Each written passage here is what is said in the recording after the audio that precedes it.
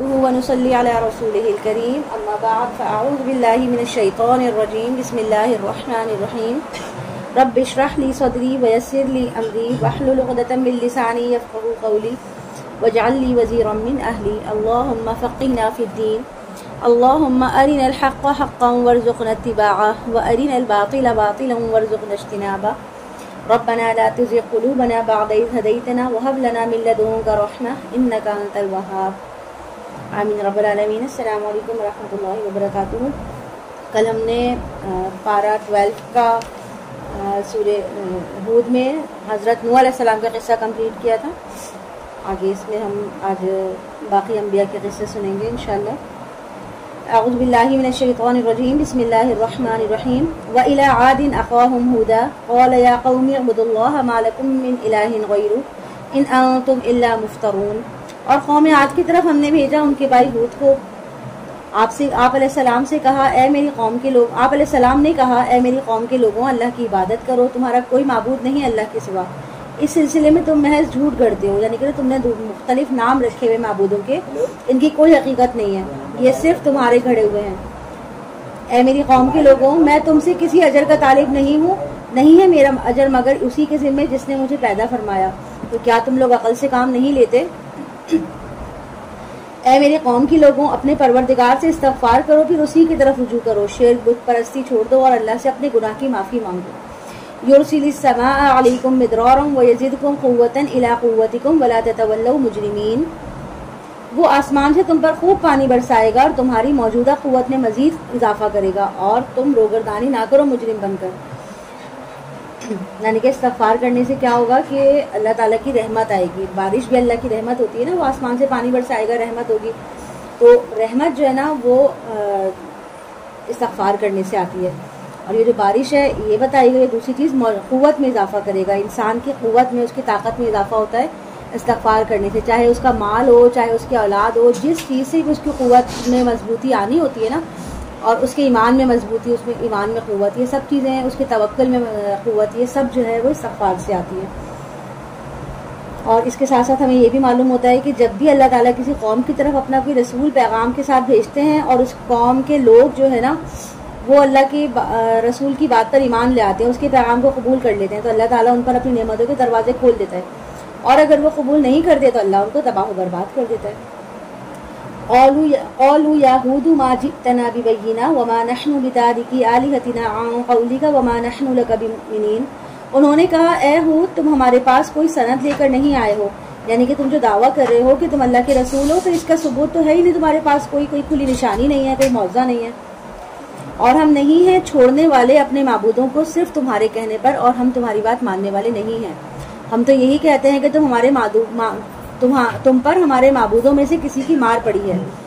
ہود علیہ السلام نے کہا کہ میں اللہ کو گواہ ٹھہراتا ہوں اور تم بھی گواہ رہو کہ میں بری ہوں ان سے جنہیں تم شریک ٹھہرا رہے ہو اس کے سوا، یعنی کہ ہمارا خیال تو یہی ہے کہ جو معبود کا تم انکار کرتے ہو نا اور ان کی شان میں گستاخی کرتے ہو، اسی وجہ سے تمہیں سزا مل رہی ہے اور تمہارا دماغی توازن خراب ہو گیا، اس لیے تم بہکی باتیں کر رہے ہو۔ تو اس پہ انہوں نے جواب دیا کہ میں تمہارے ان جھوٹے معبودوں سے اور ان کے شرک سے بالکل بیزار ہوں، اور یہی وہ بات ہے جو حضرت ابراہیم علیہ السلام نے بھی اپنی قوم سے کہی تھی۔ فَكِيدُونِي جَمِيعًا ثُمَّ لَا تُنظِرُونَ إِنِّي تَوَكَّلْتُ عَلَى اللَّهِ رَبِّي وَرَبِّكُمْ مَا مِن دَابَّةٍ إِلَّا هُوَ آخِذٌ بِنَاصِيَتِهَا إِنَّ رَبِّي عَلَى صِرَاطٍ مُسْتَقِيمٍ۔ بس تم سب مل کر میرے خلاف جو چالیں چل سکتے ہو چل لو، پھر مجھے ذرا مہلت نہ دو، میں نے توکل کیا ہے اللہ پر جو میرا بھی رب ہے اور تمہارا بھی رب ہے، نہیں ہے کوئی جاندار مگر اس کی پیشانی اسی کی گرفت میں ہے، یعنی ہر ایک جاندار کی قسمت، اس کی تقدیر اللہ کے ہاتھ میں ہے، یقیناً میرا رب تو سیدھی راہ پر ہے، یعنی کہ اگر اللہ تک رسائی حاصل کرنی ہے، اسے پانا ہے، تو توحید اور عدل و انصاف کی سیدھی راہ کو ہی جوائن کرنا پڑے گا، اسی راستے پہ اللہ ملے گا۔ پھر اگر تم پیٹ موڑ لو، انکار کرو، تو میں نے پہنچا دیا ہے تمہیں وہ پیغام جو مجھے دے کر تمہاری طرف بھیجا گیا تھا، اور میرا رب تمہاری جگہ کسی اور قوم کو لے آئے گا اور تم کچھ بھی اس کا نہیں بگاڑ سکو گے، یقیناً میرا رب ہر چیز پر نگہبان ہے۔ اور جب ہمارا عذاب کا فیصلہ آ گیا تو ہم نے بچا لیا ہود علیہ السلام کو اور آپ علیہ السلام کے اہل ایمان ساتھیوں کو اپنی رحمت سے، اور ہم نے نجات دے دی انہیں ایک بہت بھاری عذاب سے۔ یہ تھی قوم عاد جنہوں نے انکار کیا اپنے رب کی آیات کا اور نافرمانی کی اس کے رسولوں کی، اور انہوں نے پیروی کی ہر سرکش اور دشمن حق کے حکم کی، اور ان کے پیچھے لگا دی گئی لعنت اس دنیا میں بھی اور قیامت کے دن کے لیے بھی۔ آگاہ ہو جاؤ، قوم عاد نے اپنے رب کا کفر کیا تھا، سن لو پھٹکار ہے عاد پر جو قوم ہود تھی، یعنی قوم ہود جو تھی، ہود علیہ السلام کی قوم، اس کا نام تھا عاد۔ اس کے بعد آگے ہے سمود کی قوم کا ذکر۔ وَإِلَىٰ ثَمُودٌ أَخَاهُمْ صَالِحًا يَا قَوْمِ اعْبُدُوا اللَّهَ مَا لَكُم مِّنْ إِلَٰهٍ غَيْرُهُ وَأَنشَأَكُم مِّنَ الْأَرْضِ وَاسْتَعْمَرَكُم فِيهَا فَاسْتَغْفِرُوهُ ثُمَّ تُوبُوا إِلَيْهِ إِنَّ رَبِّي قَرِيبٌ مُّجِيبٌ۔ اور سمود کی طرف ہم نے بھیجا ان کے بھائی صالح کو۔ آپ علیہ السلام نے فرمایا، اے میری قوم کے لوگوں، اللہ کی بندگی کرو، تمہارا کوئی معبود اس کے سوا نہیں ہے، اس نے تمہیں زمین سے پیدا کیا اور اس میں تم کو آباد کیا، اور تم اس سے اپنا گناہ بخشواؤ، پھر اسی کی جانب رجوع کرو۔ یقیناً میرا رب قریب ہے اور دعاؤں کو قبول کرنے والا ہے۔ انہوں نے کہا، اے صالح، آپ سے تو ہمیں بڑی امیدیں وابستہ تھیں اس سے پہلے، یعنی کہ آپ کا اخلاق و کردار تو پوری قوم کو بہت پسند تھا، اور ہمیں تو یہ آپ سے توقع تھی کہ آپ سے ہماری اپنی صلاحیتوں کے سبب آبا و اجداد اور پوری قوم کا نام روشن کریں گے، مگر آپ نے یہ کیا کیا؟ آپ نے تو ہمارے باپ دادے کے دین کے طریقوں کو ہی غلط کہنا شروع کر دیا، ان پہ تنقید شروع کر دی۔ آپ کی ان باتوں سے تو ہماری پوری قوم کی امیدوں پہ پانی پھر گیا۔ کیا آپ ہمیں روک رہے ہیں ان کو پوجنے سے جن کو ہمارے آبا و اجداد پوچھتے تھے؟ اور یقیناً جس چیز کی طرف آپ ہمیں بلا رہے ہیں ان کے بارے میں ہمیں شکوک و شبہات ہے، اور یعنی کہ ہمارا دل جو آپ کی طرف سے مطمئن نہیں ہے کہ آپ جو باتیں ہم سے کر رہے ہیں وہ سچ ہیں بھی کہ نہیں ہیں۔ صالح علیہ السلام نے کہا، اے میری قوم کے لوگوں، ذرا سوچو تو صحیح، اگر میں پہلے سے ہی اپنی رب کی طرف سے کھلی بینہ پر تھا اور اللہ نے مجھے اپنے پاس سے خاص رحمت بھی عطا کر دی تھی، تو اب اگر اس کی نہ میں نافرمانی کروں تو مجھے اللہ کی پکڑ سے کون بچائے گا؟ تم تو اضافہ نہیں کرو گے میرے لیے مگر خسارے ہی میں۔ یعنی کہ حضرت صالح علیہ السلام نے بھی وہی بات کہہ دی کہ دیکھو میری گزشتہ زندگی تمہارے سامنے ہے، میرا کردار، میرے اخلاق گواہ ہے کہ میں نے ہمیشہ جو ہے وہ معاشرے کو صالح کردار ادا کرنے کی کوشش کی ہے معاشرے میں، اور میں ایک اچھی فطرت کا انسان رہا ہوں۔ اب میرے پاس اللہ کی وحی آ گئی ہے، اللہ نے مجھے اپنی رحمت سے نبوت عطا فرما دی ہے، تو اگر میں فطرت سلیم اور وحی الہی کی رہنمائی کے باوجود اگر دعوت حق کو چھوڑ دوں اور تمہیں خوش کرنے کی کوشش کروں اور تمہاری خوشی کی خاطر گمراہی کا راستہ اختیار کروں، تو اللہ کی گرفت سے تو مجھے کوئی بچا ہی نہیں سکتا، اور تمہاری اس طرح کی باتوں سے تو مجھے ایسا لگتا ہے کہ تم مجھے تباہ کرنا چاہتے ہو۔ وَيَا قَوْمِ هَٰذِهِ نَاقَةُ اللَّهِ لَكُمْ آیَةً فَذَرُوهَا تَأْکُلْ فِی أَرْضِ اللَّهِ، اور دیکھو میری قوم کے لوگوں، یہ اللہ کی اونٹنی تمہارے لیے نشانی ہے، اسے چھوڑے رکھو، یہ چرتی پھرے اللہ کی زمین میں، اور دیکھنا کسی برے ارادے سے اسے ہاتھ نہ لگانا ورنہ تمہیں آ پکڑے گئے قریبی عذاب۔ تو انہوں نے اس کی کوچیں کاٹ ڈالی۔ تو صالح علیہ السلام نے فرمایا، اب تم اپنے گھروں میں 3 دن تک رہ لو، یہ وہ وعدہ ہے جو جھوٹا ثابت نہیں ہوگا۔ تو جب ہمارا فیصلہ آ گیا تو ہم نے نجات دی صالح علیہ السلام کو اور ان کو جو آپ علیہ السلام کے ساتھ ایمان لائے تھے اپنی رحمت سے، اور اس دن کی رسوائی سے انہیں بچا لیا۔ یقیناً آپ کا پروردگار بہت طاقتور اور زبردست ہے۔ اور ان ظالموں کو پکڑ لیا ایک چنگھاڑ نے، تو اپنے گھروں کے اندر اوندھے پڑے رہ گئے، گویا وہ کبھی اس میں بسے ہی نہ تھے۔ آگاہ ہو جاؤ، یقیناً سمود نے اپنے رب کا کفر کیا، آگاہ ہو جاؤ، پھٹکار ہے سمود پر۔ وَلَقَدْ جَاءَتْ رُسُلُنَا بِإِبْرَاهِيمَ بِالْبُشْرَىٰ قَالُوا سَلَامًا قَالَ سَلَامٌ فَمَا لَبِثَ أَن جَاءَ بِعِجْلٍ حَنِيذٍ۔ اس کے بعد حضرت ابراہیم علیہ السلام کا قصہ ہے۔ جب حضرت لوط علیہ السلام کی قوم پر عذاب بھیجنے کا فیصلہ ہوا تو عذاب کے فرشتے ڈائریکٹ جو ہے وہ حضرت لوط علیہ السلام کے پاس نہیں گئے، بلکہ اللہ نے پہلے ان کو ابراہیم علیہ السلام کے بھی پاس بھیجا، اور وہاں نہ صرف انہوں نے لوط کی قوم کے عذاب کے بارے میں ابراہیم علیہ السلام کو بتایا، بلکہ فرشتوں نے جو ہے حضرت سارہ علیہ السلام کو اسحاق علیہ السلام کی ولادت کی خوشخبری بھی دی۔ ابھی اس میں پورا واقعہ آئے گا انشاءاللہ۔ وَلَقَدْ جَاءَتْ رُسُلُنَا إِبْرَاهِيمَ بِالْبُشْرَىٰ قَالُوا سَلَامًا قَالَ سَلَامٌ فَمَا لَبِثَ أَن جَاءَ بِعِجْلٍ حَنِيذٍ۔ اور ابراہیم علیہ السلام کے پاس ہمارے فرشتے بشارت لے کر آئے، انہوں نے کہا سلام۔ ابراہیم علیہ السلام نے بھی جواب میں سلام کہا۔ پھر کچھ دیر نہ گزری کہ آپ ان کے لیے ایک بھنا ہوا بچڑا لے آئے، یعنی کہ مہمانوں کی خاطر مدارات کے لیے فوراً انہوں نے ایک بچڑا ذبح کیا اور بھون کے ان کے سامنے پیش کر دیا۔ پھر جب آپ علیہ السلام نے دیکھا کہ ان کے ہاتھ اس کی طرف نہیں بڑھ رہے تھے تو آپ نے ان میں اجنبیت پائی اور ان کی طرف سے ایک خوف محسوس کیا، یعنی کہ انہوں نے جب دیکھا کہ اتنا اصرار کر رہے ہیں، اتنا کہہ رہے ہیں، اس کے باوجود بھی وہ نہیں کھا رہے، وہ دعوت قبول ہی نہیں کر رہے، تو آپ کو تھوڑا سا ایک خوف محسوس ہوا کہ یہ اتنے پراسرار سے لوگ ہیں، یہ کون ہیں اور یہاں کس ارادے سے آئے۔ اور اس زمانے میں رواج یہ بھی تھا کہ کچھ لوگ دشمنی کرنے بھی کسی کے پاس جاتے تھے نا تو ان کا کھانا نہیں کھاتے تھے، اس لیے ابراہیم علیہ السلام کو ڈر ہوا کہ کہیں یہ کوئی ہمارے دشمن تو نہیں ہے، کیونکہ وہ غیب کا علم نہیں جانتے تھے نا، وہ اتنا جانتے جتنا اللہ نے ان کو بتایا، تو اس لیے ان کو اس بارے میں کچھ بھی معلوم نہیں تھا۔ قالوا لا تخف انا ارسلنا الى قوم لوط، انہوں نے کہا یعنی کہ فرشتوں نے کہا آپ ڈریے نہیں، اصل میں تو ہم بھیجے گئے ہیں قوم لوط کی طرف، یعنی کہ ہم فرشتے ہیں اور قوم لوط کی طرف عذاب کی غرض سے بھیجے گئے ہیں۔ اور آپ کی بیوی کہیں قریب کھڑی تھی تو وہ ہنس پڑی۔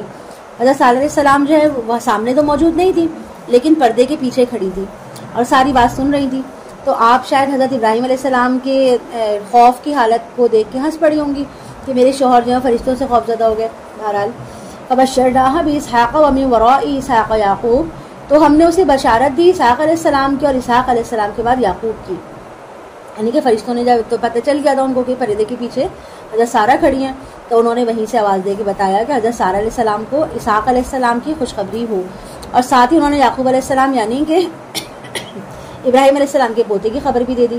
تو اس وقت حاجر علیہ السلام جو ہے ان کے اسماعیل علیہ السلام کی ولادت ہو چکی تھی، اور حضرت سارہ علیہ السلام جو تھی وہ ابراہیم علیہ السلام کی پہلی بیوی تھی، لیکن ان کو ابھی تک کوئی اولاد نہیں تھی، اور حضرت حاجرہ کو نا خدمت میں بادشاہ مصر نے پیش کیا تھا ان کے، اور وہ وہاں کی شاہی خاندان کی خاتون تھی۔ تو جب حضرت حاجرہ علیہ السلام کے یہاں اولاد ہو گئی اسماعیل علیہ السلام، تو ابراہیم علیہ السلام ان دونوں ماں بیٹے کو اللہ کے حکم سے حجاز میں یعنی کہ مکہ میں چھوڑائے تھے نا، جو وہ واقعہ ہے کہ انہوں نے ایڑیاں رگڑی تھی تو آب زمزم نکلا تھا اور بالبیت اللہ تعمیر وہ ساری چیزیں۔ بہرحال حضرت سارہ علیہ السلام کے اس وقت تک کوئی اولاد ہی نہیں تھی، راجہ فرشتوں نے آپ کو آپ کے بیٹے کی اور پھر بیٹے کے بیٹی کی ولادت کی بشارت بھی دے دی۔ قال یا ویلتا الید وانا عجوز وهذا بعلی شیخا ان هذا لشیء عجیب، اس نے کہا ہائے میری شامت، کیا اب میں بچہ جنوں گی جبکہ میں نہایت بوڑھی ہو چکی ہوں اور یہ میرا شوہر بھی بوڑھا ہے، یہ تو بہت عجیب بات ہے۔ فرشتوں نے کہا کیا آپ تعجب کرتی ہیں اللہ کے فیصلے پر، یعنی کہ یہ تو اللہ کا فیصلہ ہے، ہم تو آپ کو اللہ کے فیصلے کی خوشخبری دے رہے ہیں۔ اللہ کی رحمتیں اور اس کی برکتیں ہوں تم پر اے نبی کے گھر والوں، یقیناً اللہ ہم کے لائق اور بزرگی والا ہے، یعنی کہ اللہ تعالیٰ جب چاہے جیسا چاہے جو چاہے کر سکتا ہے، اللہ کی اختیارات میں ہر چیز ہے اور ہم اللہ کی حکمتوں کو نہیں جانتے۔ پھر جب ابراہیم علیہ السلام کا خوف جاتا رہا اور یہ بشارت پہنچ گئی تو آپ نے جھگڑنا شروع کر دیا ہم سے قوم لوط کے بارے میں، یعنی حضرت ابراہیم علیہ السلام نے فرشتوں سے کہا کہ اگر ان بستیوں میں 50 آدمی راست باز ہو گئے تو کیا پھر بھی ان کو ہلاک کر دیا جائے گا؟ تو فرشتوں نے جواب دیا نہیں، پھر انہیں ہلاک نہیں کیا جائے گا۔ پھر حضرت ابراہیم علیہ السلام نے 40 آدمیوں کا پوچھا کہ ان کو تباہ کر دیا جائے گا، انہوں نے اس طرح بات ہوتے ہوتے 5 آدمیوں پر آ گئی۔ اس پر ابراہیم علیہ السلام کو بتایا گیا کہ آپ اس بحث کو چھوڑ دیں، اب تو رب کا فیصلہ آ گیا ہے، کیونکہ ان بستیوں میں خود حضرت لوط علیہ السلام اور ان کی 2 بیٹیوں کے علاوہ کوئی ایک شخص بھی ایسا نہیں ہے جو دین پر ہو، یعنی کہ اگر 5 لوگ بھی دین پر ہوتے نا تو ان کے اوپر عذاب نہ آتا، لیکن وہاں تو صرف 3 ہی لوگ تھے جو دین پر تھے، ایک حضرت لوط علیہ السلام اور ان کی بیٹیاں، اس کے علاوہ کوئی بھی دین پر قائم نہیں تھا، اس لیے وہاں پر عذاب آنا لکھ دیا گیا ہے۔ یقیناً ابراہیم علیہ السلام بہت ہی بردبار، نرم دل اور اللہ کی جانب رجوع کرنے والے تھے، یعنی کہ ان کا دل اتنا تھا، وہ اتنے نرم دل تھے کہ وہ چاہ رہے تھے کہ کسی بھی طرح کوشش کر لوں کہ یہ عذاب جو ہے یہ ٹل جائے، لیکن اللہ تعالیٰ نے عذاب لکھ دیا تھا ان کے لیے، اور کیونکہ وہ اپنے غلط روش سے ہٹ ہی نہیں رہے تھے اس لیے ان کے لیے عذاب لکھ چکا اللہ تھا اور عذاب کو آنا ہی تھا۔ اے ابراہیم علیہ السلام چھوڑیے اس معاملے کو، اب تو آپ کے رب کا فیصلہ آ چکا ہے اور ان پر وہ عذاب آ کر ہی رہے گا جسے لوٹایا نہیں جا سکے گا۔ اور جب آئے ہمارے فرشتے لوط علیہ السلام کے پاس تو آپ علیہ السلام ان کی وجہ سے بڑے غمگین ہوئے، آپ کا دل بہت تنگ ہوا اور آپ کہنے لگے آج تو بہت سختی کا دن ہے، کیونکہ ان بستیوں میں لوگوں کی اندر جو ہے وہ مرد پرستی عام تھی، لہٰذا ان کی آخری آزمائش کے لیے فرشتوں کو ان کے پاس نوجوان لڑکوں کی صورت میں بھیجا گیا۔ اب حضرت لوط علیہ السلام نے خوبصورت مہمان لڑکوں کو دیکھ کر پریشان ہو گئے کہ اب ان مہمانوں کو وہ ڈیفینڈ کیسے کریں گے، اور اس لیے کہ آپ جانتے تھے کہ ان کی جو قوم کے لوگ ہیں وہ کسی بھی دلیل سے باز آنے والے ہیں ہی نہیں، اور آپ اکیلے زبردستی انہیں روک نہیں سکتے، یعنی کہ جب وہ ان جوان لڑکوں کو دیکھیں گے تو فوراً وہ ان کی طرف لپکیں گے، اپنی شہوت مٹانے کے لیے ان کی طرف آئیں گے۔ وَجَاءَ قَوْمُهُ يَهْرَعُونَ إِلَيْهِ وَمِن قَبْلُ كَانُوا يَعْمَلُونَ السَّيِّئَاتِ قَالَ يَا قَوْمِ هَٰؤُلَاءِ بَنَاتِي هُنَّ أَطْهَرُ لَكُمْ فَاتَّقُوا اللَّهَ وَلَا تُخْزُونِ فِي ضَيْفِي أَلَيْسَ مِنكُمْ رَجُلٌ رَّشِيدٌ۔ اور آئے آپ کی قوم کے لوگ دیوانہ وار دوڑتے ہوئے آپ کے گھر کی طرف، اور وہ پہلے ہی گندے کاموں میں ملوث تھے۔ لوط علیہ السلام نے فرمایا اے میری قوم کے لوگوں، یہ میری بیٹیاں موجود ہیں، وہ تمہارے لیے زیادہ پاکیزہ ہیں، تو اللہ کا خوف کرو اور تم میرے مہمانوں کے معاملے میں مجھے رسوا نہ کرو۔ کیا تم میں سے کوئی ایک آدمی بھی ایسا نہیں ہے جو نیک ہو؟ انہوں نے کہا کہ تمہیں تو معلوم ہی ہے کہ تمہاری ان بیٹیوں پر ہمارا کوئی حق نہیں ہے اور تم خوب جانتے ہو کہ ہم کیا چاہتے ہیں، یعنی کہ ادھر ادھر کی باتیں مت کرو، تم سمجھ سکتے ہو کہ ہمارا یہاں پر آنے کا مقصد کیا ہے۔ لوط علیہ السلام نے کہا کاش میرے پاس تمہارے مقابلے کے لیے کوئی طاقت ہوتی یا کوئی مضبوط سہارا ہوتا جس کی میں پناہ لے لیتا، یعنی کہ اللہ کا سہارا تو ان کے پاس تھا، لیکن ان کو دنیا کی بھی کوئی افرادی قوت بھی چاہیے ہوتی ہے نا، تو وہ قوت وہ ان کے پاس نہیں تھی، تو اس لیے ان کے اوپر تھوڑا سا خوف آ گیا تھا. قالوا یا لوط انا رسول ربک لن یصلوا الیک، فرشتوں نے کہا اے لوط علیہ السلام ہم آپ کے رب کے بھیجے ہوئے فرشتے ہیں، یہ لوگ آپ تک نہیں پہنچ پائیں گے، یعنی کہ آپ اطمینان رکھیں، یہ نہ آپ کو کوئی تکلیف دیں گے نہ ہمیں کوئی تکلیف دیں گے. جب پھر فرشتوں نے ہاتھ ہلایا تو وہ سارے آدمی جو آئے تھے نا ان کی طرف شہوت کے لیے، وہ سارے اندھے ہو گئے. فَأَسْرِ بِأَهْلِكَ بِقِطْعٍ مِّنَ اللَّيْلِ وَلَا يَلْتَفِتْ مِنكُمْ أَحَدٌ إِلَّا امْرَأَتَكَ إِنَّهُ مُصِيبَتُهَا مَا أَصَابَهُمْ إِنَّ مَوْعِدَهُمُ الصُّبْحُ وَلَيْسَ الصُّبْحُ بِقَرِيبٍ. بس آپ علیہ السلام رات کے اس بقیہ حصے میں اپنے گھر والوں کو لے کر نکل جائیں، اور جو کوئی بھی آپ میں سے ہو وہ پیچھے، اور کوئی بھی آپ میں سے پیچھے مڑ کر نہ دیکھے سوائے آپ کی بیوی کے، اس پر وہی مصیبت آئے گی جو سب پر آنے والی ہے. یعنی آپ اپنے گھر والوں کو لے کر نکلیں لیکن بیوی کو لے کے مت جائیے گا، کیونکہ آپ کی بیوی جو ہے وہ مشرک ہے، شرک پہ ہے، وہ دین پر نہیں ہے، تو اس کو آپ اپنے ساتھ لے کر نہیں جا سکتے. ان کے وعدے کا وقت صبح کا ہے، کیا صبح قریب نہیں ہے؟ یعنی کہ لوط علیہ السلام کے پاس زیادہ وقت نہیں تھا، فوری طور پر انہیں اپنی دونوں بیٹیوں کو لے کے وہاں سے نکلنا تھا. صبح ہوتے ہی بستیوں پہ عذاب آ جانا تھا، اور صبح ہونے میں تو اب دیری نہیں بچی تھی. فلما جاء امرنا جعلنا عالیہا سافلہا، پھر جب ہمارا حکم آ پہنچا تو ہم نے اس کے اوپر کے حصے کو نیچے کر دیا، یعنی کہ بستیوں کو الٹ پلٹ کر دیا. جیسے جب کوئی عمارت تباہ ہوتی ہے تو وہ چھت جو ہے اس کی زمین بوس ہو جاتی ہے نا، گر جاتی ہے، دیواریں اس کے اوپر گر جاتی ہیں، بنیادیں بھی نیچے سے اتر کے اوپر چلی جاتی ہیں، اوپر کی نیچے آ جاتی ہیں، بالکل الٹ پلٹ معاملہ سارا ہو جاتا ہے. تو وہی کچھ ان کی بستی کے ساتھ ہوا. اور مزید ہم نے ان پر بارش برسائی تہ در تہ کنکریوں کی، یعنی کہ مٹی کے جو پتھر گیلی دھوپ میں گرم ہو کر پختہ ہو جاتے ہیں نا، اور ویسے ایک مضبوط قسم کے پتھر ہو گئے. تو ان بستیوں پر عذاب دو صورتوں میں آیا تھا. ایک تو زمین کے اندر کوئی دھماکہ ہوا تھا جس کے نتیجے میں زبردست زلزلہ آیا، زمین کے اندر ایک زبردست زلزلہ آیا، اور دوسرا اور اس سے ان کی ساری بستیاں جو تھیں وہ الٹ پلٹ ہو گئیں، اور پھر اس کے اوپر کنکریوں کی بارش ہوئی. اس طرح ان کو ان پتھروں کے اندر دفن کر دیا. اگر پتھروں کی جو بارش ہے نا، یہ کوئی چھوٹی موٹی بارش نہیں ہوتی. سورہ فیل میں بھی اس کے بارے میں ہے نا کہ کنکریوں کی بارش ہوئی تھی ہاتھی والوں پر، اور وہ اس کی وجہ سے ایسے ہو گئے تھے جیسے زمین میں کھایا ہوا بھوسا. تو اللہ تعالیٰ کی قدرت ہے، اللہ اپنی قدرت سے کنکریوں میں بھی اتنی طاقت ڈال دی کہ وہ سب جو ہے وہ دفن ہو گئے. ان پتھروں کے اندر اللہ نے ان کو دفن کر دیا. اتنی کنکریاں کی بارش ہوئی کہ انہی کنکریوں کے درمیان وہ کہیں دفن ہو گئے. مسومۃ عند ربک وما ہی من الظالمین ببعید، اور وہ نشان زدہ تھے تمہاری رب کی طرف سے، اور یہ ان ظالموں کے لیے سے کوئی زیادہ دور نہیں. یعنی کہ ہر پتھر جو تھا نا وہ ایک انسان کے لیے مخصوص. اللہ کو پتا تھا کہ اس نے کتنے لوگ یہاں پہ موجود ہیں، اس نے اسی حساب سے پتھروں کی بارش کی تھی کہ ہر پتھر پر ہر انسان کا نشان موجود تھا کہ یہ کس کو لگنا ہے اور کس کا اس کے بعد کیا حال ہونا ہے. وَإِلَىٰ مَدْيَنَ أَخَاهُمْ شُعَيْبًا، اور مدین کی طرف ہم نے بھیجا ان کے بھائی شعیب کو. اور یہ جو مدین کا علاقہ تھا یہ تجارتی قافلے یہاں پر بہت زیادہ آتے تھے، جس کی وجہ سے یہاں پر یہ ایک تجارتی مرکز بن گیا تھا. اور تو یہاں کے لوگ جو ہیں بہت خوشحال تھے، بہت بہترین بزنس مین تھے، بہت اچھا بزنس ہوتا تھا وہاں پر.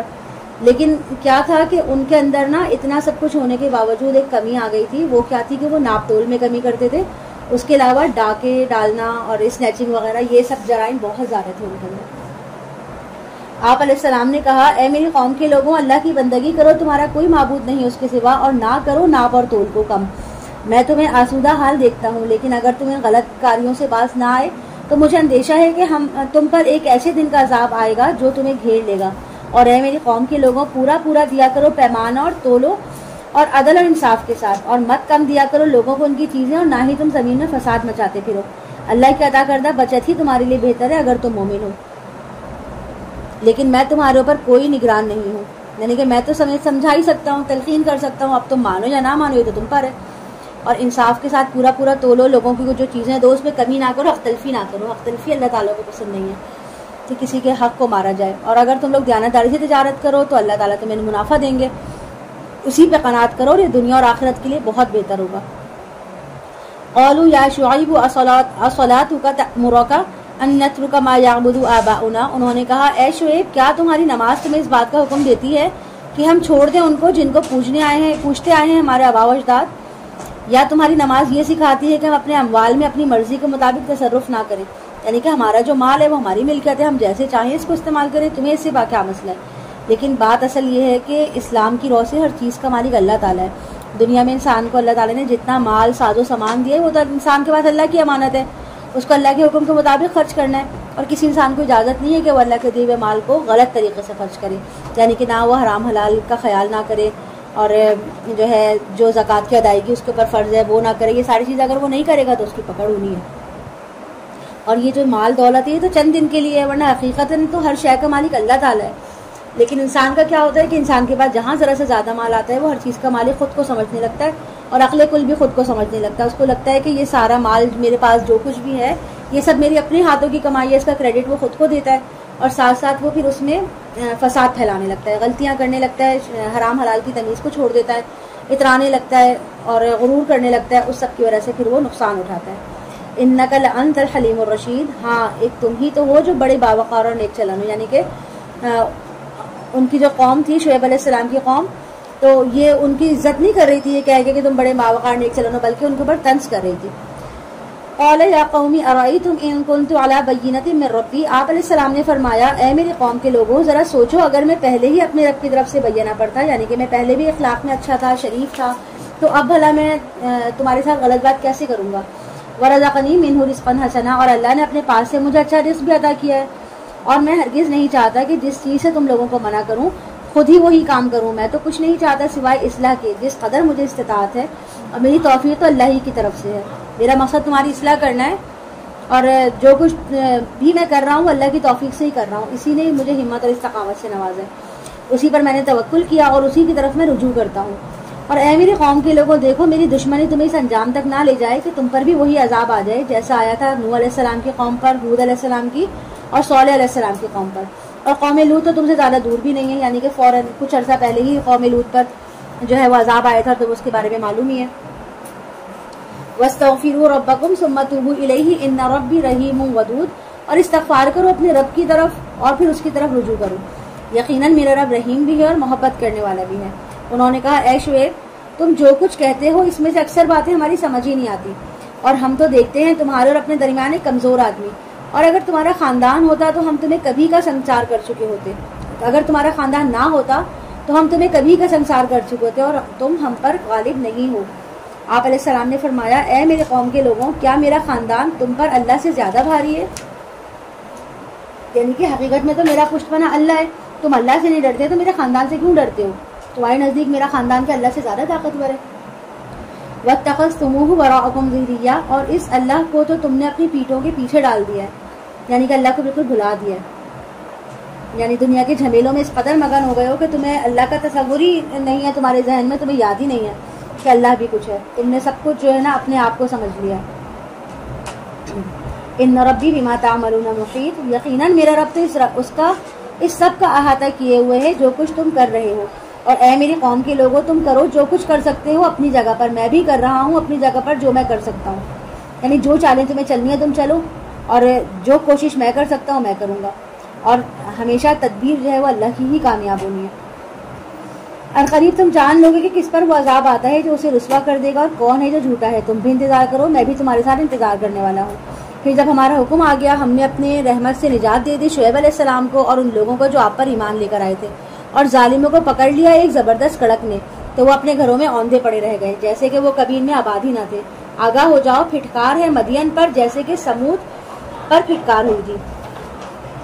وَلَقَدْ أَرْسَلْنَا مُوسَىٰ بِآيَاتِنَا وَسُلْطَانٍ مُبِينٍ، اور ہم نے بھیجا موسیٰ علیہ السلام کو اپنی آیات اور واضح دلیل کے ساتھ فرعون اور اس کے سرداروں کی طرف، لیکن انہوں نے فرعونی کی پیروی کی. حالانکہ فرعون کا معاملہ سچائی والا نہیں تھا، وہ راہ راست پر نہیں تھا. قیامت کے دن وہ آئے گا چلتا ہوا اپنی قوم کے آگے، پھر وہ آگ کے گھاٹ پر انہیں اتار دے گا. وہ بہت ہی برا گھاٹ ہے جس پر وہ انہیں اتارے گا، اور اس دنیا میں بھی لعنت ان کے پیچھے لگا دی گئی، اور قیامت کے دن بھی بہت ہی برا ہے وہ انعام جو ان کو ملنے والا ہے. یہ ہیں ان بڑی بڑی بستیوں کی کچھ اہم خبریں جو ہم آپ کو سنا رہے ہیں. ان میں ایسی بستیاں بھی ہیں جو ابھی قائم ہیں اور ایسی بھی ہیں جو بالکل ختم ہو گئی ہیں، اور ہم نے ان پر کوئی ظلم نہیں کیا بلکہ انہوں نے اپنی جانوں پر خود ظلم کیا. تو ان کے کچھ بھی کام نہ آ سکے ان کے وہ معبود جنہیں وہ اللہ کے سوا پکارتے تھے. جب آپ صلی اللہ علیہ وسلم کے رب کا حکم آ پہنچا اور انہوں نے کچھ اضافہ نہیں کیا ان کے حق میں مگر بربادی کا، یعنی کہ جب اللہ تعالیٰ کی طرف سے عذاب کا حکم آ گیا تو ان کے وہ معبود جنہیں وہ اللہ کو چھوڑ کر پکارتے تھے، ان کے سارے بت، وہ ان کے کچھ کام ہی نہ آ سکے، اور انہوں نے ان کا ہلاکت اور بربادی کے سوا کسی چیز میں اضافہ نہ کیا. وَكَذَلِكَ أَخْذُ رَبِّكَ إِذَا أَخَذَ الْقُرَىٰ وَهِيَ ظَالِمَةٌ إِنَّ أَخْذَهُ أَلِيمٌ شَدِيدٌ. اور اے نبی صلی اللہ علیہ وسلم ایسے ہی ہوتی ہے پکڑ آپ کے رب کی جب وہ پکڑتا ہے بستیوں کو جبکہ وہ ظالم ہوتی ہیں. یقیناً اس کی پکڑ بڑی دردناک ہے اور بڑی سخت بھی ہے. یقیناً تیرے رب کی پکڑ بہت سخت ہے. یہ ان بطش ربک لشدید سورہ بروج میں بھی آیا ہے نا. ان فی ذلک لآیۃ لمن خاف عذاب الآخرہ ذلک یوم مجموع لہ الناس وذلک یوم مشہود. یقیناً اس میں نشانی ہے ان لوگوں کے لیے جو آخرت کے عذاب سے ڈرتے ہیں. وہ ایک ایسا دن ہے جس میں لوگوں کو جمع کیا جائے گا اور وہ دن ہے پیشی کا. یعنی کہ یہ ساری خبریں سن کے لوگ سوچیں گے نا کہ یہ ساری پچھلی خبریں ہمیں کیوں سنائی جا رہی ہیں, ہمارا کیا فائدہ ہے ان میں, یہ تو پرانے لوگوں کی کہانیاں ہیں. تو اس پہ بتایا جا رہا ہے کہ یہ ساری باتیں اس لیے بتائی جا رہی ہیں تاکہ تم ان سے عبرت پکڑو, سبق حاصل کرو اور آخرت سے ڈرتے رہو, کیونکہ اللہ تعالیٰ کے سامنے آخرت میں تم سب کو پیش کیا جانا ہے اور ہر ایک کو اس کے اعمال کا حساب دینا ہوگا. وما نؤخرہ الا لاجل معدود, اور ہم اسے ایک وقت معین تک کے لیے مؤخر کیے ہوئے ہیں. جب وہ دن آ جائے گا تو کوئی نفس بات نہیں کر سکے گا مگر اللہ کی اجازت سے. تو ان انسانوں میں سے کچھ شقی بھی ہوں گے یعنی کہ بدبخت بھی ہوں گے, اور کچھ سعید یعنی کہ خوشبخت ہوں گے. شقی وہ ہوں گے, بدبخت وہ ہوں گے جن کا نامہ اعمال ان کے دائیں ہاتھ میں دیا جائے گا, الٹے ہاتھ میں دیا جائے گا, اور یا ان کی پیٹھ کے پیچھے سے دیا جائے گا. اور جو سعید ہوں گے یعنی خوشبخت ہوں گے وہ ہوں گے جن کا نامہ اعمال ان کے بائیں ہاتھ میں یعنی رائٹ ہینڈ میں دیا جائے گا, اور وہ جنت کے راستے پہ جانے والے ہوں گے. تو وہ لوگ جو بدبخت ہیں وہ آگ میں ہوں گے جس میں انہیں چیخنا اور دہاڑنا ہے. اسی میں وہ ہمیشہ رہیں گے جب تک رہیں آسمان اور زمین سوائے اس کے جو تیرا رب چاہے. بے شک آپ کا رب جو ارادہ کرے اس سے کر گزرنے والا ہے. اور جو لوگ نیک بخت ہوں گے وہ جنت میں رہیں گے ہمیشہ ہمیشہ جب تک رہیں گے آسمان اور زمین سوائے اس کے جو آپ کا رب چاہے. یہ ایسی بخشش ہے جو کبھی ختم نہیں ہوگی. بس اے نبی صلی اللہ علیہ وسلم آپ کسی شک میں نہ رہیں ان کے بارے میں جن کی یہ لوگ پوجا کرتے ہیں. یہ لوگ پوجا نہیں کر رہے مگر ایسے ہی جیسے کہ ان کے آباء و اجداد پوجا کرتے رہے ہیں اس سے پہلے. یعنی کہ بس یہ تو لکیر کے فقیر بنے ہوئے کہ جو کچھ ہمارے پچھلوں نے کیا, ہمارے آباء و اجداد نے کیا, ہم تو وہی کریں گے. حق کو دیکھنے کے باوجود حق کو ماننے کو تیار نہیں ہوتے. وَإِنَّ لَمُوَفُّوهُمْ نَصِيبَهُمْ غَيْرَ مَنْقُوصٍ, اور یقیناً ہم ان کو دینے والے ہیں ان کا حصہ بغیر کسی کمی کے. یعنی کہ جو جیسا عمل کرے گا اس کا ویسا ہی اس کو بدلہ دیا جائے گا. وَلَقَدْ آتَيْنَا مُوسَى الْكِتَابَ فَاخْتُلِفَ فِيهِ وَلَوْلَا كَلِمَةٌ سَبَقَتْ مِنْ رَبِّكَ لَقُضِيَ بَيْنَهُمْ وَإِنَّهُ لَفِي شَكٍّ مِّنْهُ مُرِيبٍ. اور موسیٰ علیہ السلام کو ہم نے کتاب دی تھی پھر اس میں اختلاف پیدا کر دیے گئے, اور اگر نہ طے ہو چکی ہوتی ایک بات تیرے رب کی طرف سے پہلے ہی تو ان کے درمیان فیصلہ کر دیا جاتا. اور اب تو یہ لوگ اس تورات کے بارے میں الجھا دینے والے شک میں مبتلا ہو گئے. یعنی انہوں نے اس میں اتنی زیادہ تحریف کر لی ہے کہ اب ان کو یقین ہی نہیں ہے کہ ان میں سے سچ کیا ہے جھوٹ کیا ہے. ان میں شکوک و شبہات پیدا ہو گئے اس کتاب میں. وَإِنَّ كُلًّا لَمَّا لَيُوَفِّيَنَّهُمْ رَبُّكَ أَعْمَالَهُمْ إِنَّهُ بِمَا يَعْمَلُونَ خَبِيرٌ. اور اے نبی آپ کا رب ان سب کو ان کے اعمال کا لازماً پورا بدلہ دے گا. یقیناً وہ باخبر ہے اس سے جو عمل یہ لوگ کر رہے ہیں. تو اے نبی صلی اللہ علیہ وسلم آپ ڈٹے رہیں جیسا کہ آپ کو حکم ہوا ہے, اور وہ بھی جنہوں نے توبہ کی ہے آپ کے ساتھ. اور تم لوگ حد سے تجاوز نہ کرو. یقیناً وہ تم لوگوں کے سب اعمال کو دیکھ رہا ہے. اور کوئی جھکاؤ پیدا نہ کرنا ان لوگوں کی طرف جنہوں نے ظلم کیا. اگر ایسا ہوا تو تمہیں آگ پکڑ لے گی تو پھر تمہارے لیے اللہ کے سوا کوئی حمایتی نہ ہوگا, نہ پھر تمہاری مدد کی جائے گی. اور اے نبی صلی اللہ علیہ وسلم نماز کو قائم رکھیے دن کے دونوں سروں پر اور رات کی کچھ گھڑیوں میں. یہ دن کے دونوں سروں کا مطلب فجر اور عصر کے وقت ہے. فجر کے وقت دن شروع ہوتا ہے اور عصر کے وقت جو ہے وہ نیا دن مطلب دن ختم ہوتا ہے. ان دونوں سروں پہ نمازوں کی حفاظت کیجیے, نمازوں کو قائم کیجیے, جبکہ رات کی جو نمازیں ہیں ان میں ہے عشاء اور مغرب کی نماز. ان الحسنات یذہبن السیئات ذالک ذکری للذاکرین. یقیناً نیکیاں بدیوں کو دور کر دیتی ہیں, یہ یاد دہانی ہے یاد رکھنے والوں کے لیے. اور صبر کیجیے, یقیناً اللہ نیکی کرنے والوں کے اجر کو ضائع نہیں کرتا. تو کیوں ایسا نہ ہوا کہ تم سے پہلی کی قوموں میں حق کے ایسے علمبردار ہوتے جو اپنی اپنی قوموں کے لوگوں کو روکتے زمین میں فساد مچانے سے, مگر بہت تھوڑے لوگ ایسے تھے جنہیں ہم نے ان میں سے بچا لیا. یعنی کہ جو قرآن میں بات بار بار دہرائی گئی ہے کہ جو حق کے علمبردار وہ ہوتے ہیں جو لوگوں کو نیکی کا حکم دیتے ہیں اور برائی سے روکنے والے ہوتے ہیں. اور جو برائی سے روکتے ہیں تو وہ جہاں کہیں بھی ہوں, جس قوم میں بھی ہوں, اللہ تعالیٰ انہیں اپنی خاص رحمت میں رکھتا ہے اور ان کو اپنی خاص رحمت سے عذاب سے بچا لیتا ہے. وَاتَّبَعَ الَّذِينَ ظَلَمُوا مَا أُتْرِفُوا فِيهِ وَكَانُوا مُجْرِمِينَ وَمَا كَانَ رَبُّكَ لِيُهْلِكَ الْقُرَىٰ بِظُلْمٍ وَأَهْلُهَا مُصْلِحُونَ. اور پیچھے پڑے رہے وہ ظالم ان عیش و آرام کی چیزوں کے جو انہیں دی گئی تھی, وہ مجرم تھے. اور آپ کا رب ایسا نہیں ہے کہ بستیوں کو ظلم کے ساتھ ہلاک کر دے جبکہ انہیں بسنے والے لوگ اصلاح کرنے والے ہوں. اور اگر آپ کا رب چاہتا تو تمام انسانوں کو ایک ہی امت بنا دیتا، لیکن وہ تو اختلاف کرتے ہی رہیں گے، یعنی کہ جہاں چند لوگ مل کر بیٹھیں گے، جہاں ایک جگہ ہوں گے، وہاں ان کے درمیان اختلاف رائے ہوگا، اور یہ ایک فطری سی بات ہے، نیچرل چیز ہے یہ۔ جبکہ استدلال جو ہے وہ علم کا وہ قرآن اور سنت کی بنیاد پر ہے، تو اس میں کوئی قباحت نہیں، بشرطے کہ اختلاف کے حد تک رہے، تفرقہ نہ ہو، اس میں لڑائیاں جھگڑے اور دشمنیاں پیدا نہ ہو۔ الا من رحم ربک ولذلک خلقہم وتمت کلمۃ ربک لأملأن جہنم من الجنۃ والناس اجمعین، سوائے اس کے کہ جس پر آپ کے رب کا رب رحم فرما دے، اور اسی لیے اس نے انہیں پیدا کیا ہے۔ آپ کے رب کی طرف کی یہ بات پوری ہو کر رہے گی کہ میں جہنم کو جنوں اور انسانوں سب سے بھر دوں گا۔ یعنی کہ اللہ تعالیٰ نے جو دنیا میں انسانوں کی تخلیق کی ہے، تو اس میں اللہ تعالیٰ نے خود اختلاف رکھا ہے، سب سیم شکل کے نہیں ہے نا، نہ سب کی سیم شکلیں ہیں، نہ سب کی سیم عادتیں ہیں، نہ سب کا مزاج سیم ہے، اور نہ ہی سب کے ذات، نسل، رنگ سیم ہے، اور باڈی پارٹ سب کے ڈفرینٹ ہے۔ اور دنیا میں اربوں انسان ہیں، کوئی دو انسانوں جو ہیں ان کی شکل ایک جیسی ملتی بھی ہوتی ہے، لیکن جو فنگر پرنٹس ہیں وہ کسی بھی انسان کے آپس میں نہیں ملتے، یعنی کہ مزاج، شکل، صورت تو الگ ہوتی ہے، آواز الگ ہوتی ہے، لیکن کبھی کبھی پھر بھی ایسا ہوتا ہے کہ ان چیزوں میں جو ہے وہ سملرٹی آ جاتی ہے، لیکن فنگر پرنٹس جو ہے نا دنیا کے ہر انسان کے اللہ نے الگ بنائے، کسی انسان کا فنگر پرنٹ دوسرے انسان سے نہیں ملتا۔ اور اللہ تعالیٰ نے یہ سب کیا کیوں ہے؟ تاکہ انسان کی انفرادیت قائم رہے۔ اور ایک حدیث نبوی ہے، اس کی روح سے بھی انسان بھی معدنیات کی طرح ہی، چنانچہ جس طرح معدنیات کی بے شمار اقسام ہے اور ہر ایک اپنی خصوصیات اور اس کی پہچان الگ ہے، یہی معاملہ انسانوں کا۔ پتھر تو زمین کے اندر ہوتا ہے نا سارے، ہم کہیں کہ یہ تو پتھر ہیں، لیکن ان پتھروں میں بھی اللہ نے ہر پتھر کا ایک الگ نام ہے نا، کوئی ہیرا ہے، کوئی یاقوت ہے، کوئی مرجان ہے، کوئی مطلب ڈفرینٹ نام ہے پتھروں کے، کوئی فیروزہ ہے، ہر نام الگ ہے، ہر پتھر الگ ہے، کوئی کوئلہ ہے، یعنی کہ ہر چیز الگ ہے، اور ہر چیز کا جو خصوصیت ہے اللہ نے وہ بھی الگ رکھی ہے۔ اسی طرح انسانوں کو بھی اللہ نے الگ الگ بنایا ہے، اور ہر انسان کی الگ خصوصیت رکھی ہے۔ اور آپ کے رب کی یہ بات پوری ہو کر رہے گی، میں جہنم کو جنوں اور انسانوں سے بھر دوں گا، یعنی کہ تمام مشرک، سرکش، نافرمان، گناہ گار جن اور انسان جتنے بھی ہیں ان سب کو اکٹھا کر کے جہنم کا ایندھن بناؤں گا اور ان کو جہنم میں بھر دوں گا۔ اور اس نے جنت بھی بنائی ہے تو اسے بھی آباد کرنا، اور جہنم میں بنائی ہے تو اس کو بھی اس کا ایندھن فراہم کرنا ہے، کیونکہ آگ جو ہے وہ تو ایندھن سے ہی چلتی ہے نا، وہ بھڑکتی ہے، تو وہ ایندھن جو ہے وہ انسان اور پتھر ہوں گے۔ وَكُلًّا نَقُصُّ عَلَيْكَ مِنْ أَنْبَاءِ الرُّسُلِ مَا نُثَبِّتُ بِهِ فُؤَادَكَ وَجَاءَكَ فِي هَٰذِهِ الْحَقُّ وَمَوْعِظَةٌ وَذِكْرَىٰ لِلْمُؤْمِنِينَ۔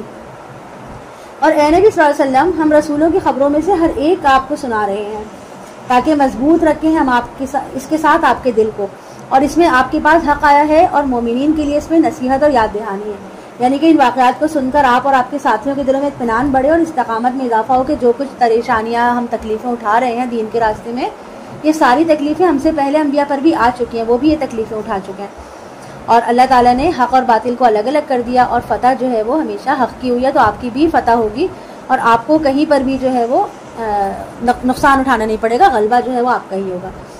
وَقُلْ لِلَّذِينَ لَا يُؤْمِنُونَ اعْمَلُوا عَلَىٰ مَكَانَتِكُمْ إِنَّا عَامِلُونَ وَانْتَظِرُوا إِنَّا مُنْتَظِرُونَ وَلِلَّهِ غَيْبُ السَّمَاوَاتِ وَالْأَرْضِ وَإِلَيْهِ يُرْجَعُ الْأَمْرُ كُلُّهُ فَاعْبُدْهُ وَتَوَكَّلْ عَلَيْهِ وَمَا رَبُّكَ بِغَافِلٍ عَمَّا تَعْمَلُونَ۔ اور اس میں آپ کے پاس حق آیا ہے، مومنین کے لیے اس میں نصیحت اور یاد دہانی ہے، اور کہہ دیجئے ان لوگوں سے جو ایمان نہیں لاتے، تم اپنی جگہ پر کرو جو کر سکتے ہو، ہم بھی کر رہے ہیں جو کچھ ہم کر سکتے ہیں، اور تم بھی انتظار کرو، ہم بھی منتظر ہیں، اور اللہ ہی کے لیے ہے آسمان اور زمین کی تمام چھپی ہوئی چیزیں، اور کل کا کل معاملہ اسی کی جانب لوٹا دیا جائے گا، تو آپ اسی کی عبادت کریں، اسی پر توکل کریں، یقیناً آپ کا رب غافل نہیں ہے اس سے جو کچھ تم لوگ کر رہے ہو۔ یہاں الحمدللہ سورہ ہود مکمل ہو گئی، اب سورہ یوسف اسٹارٹ کرتے ہیں۔ اعوذ باللہ من الشیطان الرجیم، بسم اللہ الرحمن الرحیم۔ سورہ یوسف کو احسن القصص بھی کہا جاتا ہے، یعنی کہ بہترین قصہ، بہترین بیان، اور اس میں مکمل جو ہے وہ یوسف علیہ السلام کا قصہ ہے۔ باقی نبیوں کی تو قصے واقعات مختلف جگہوں پر ملیں گے، لیکن یوسف علیہ السلام کا واحد وہ قصہ ہے جو مکمل موجود ہے یہاں پر۔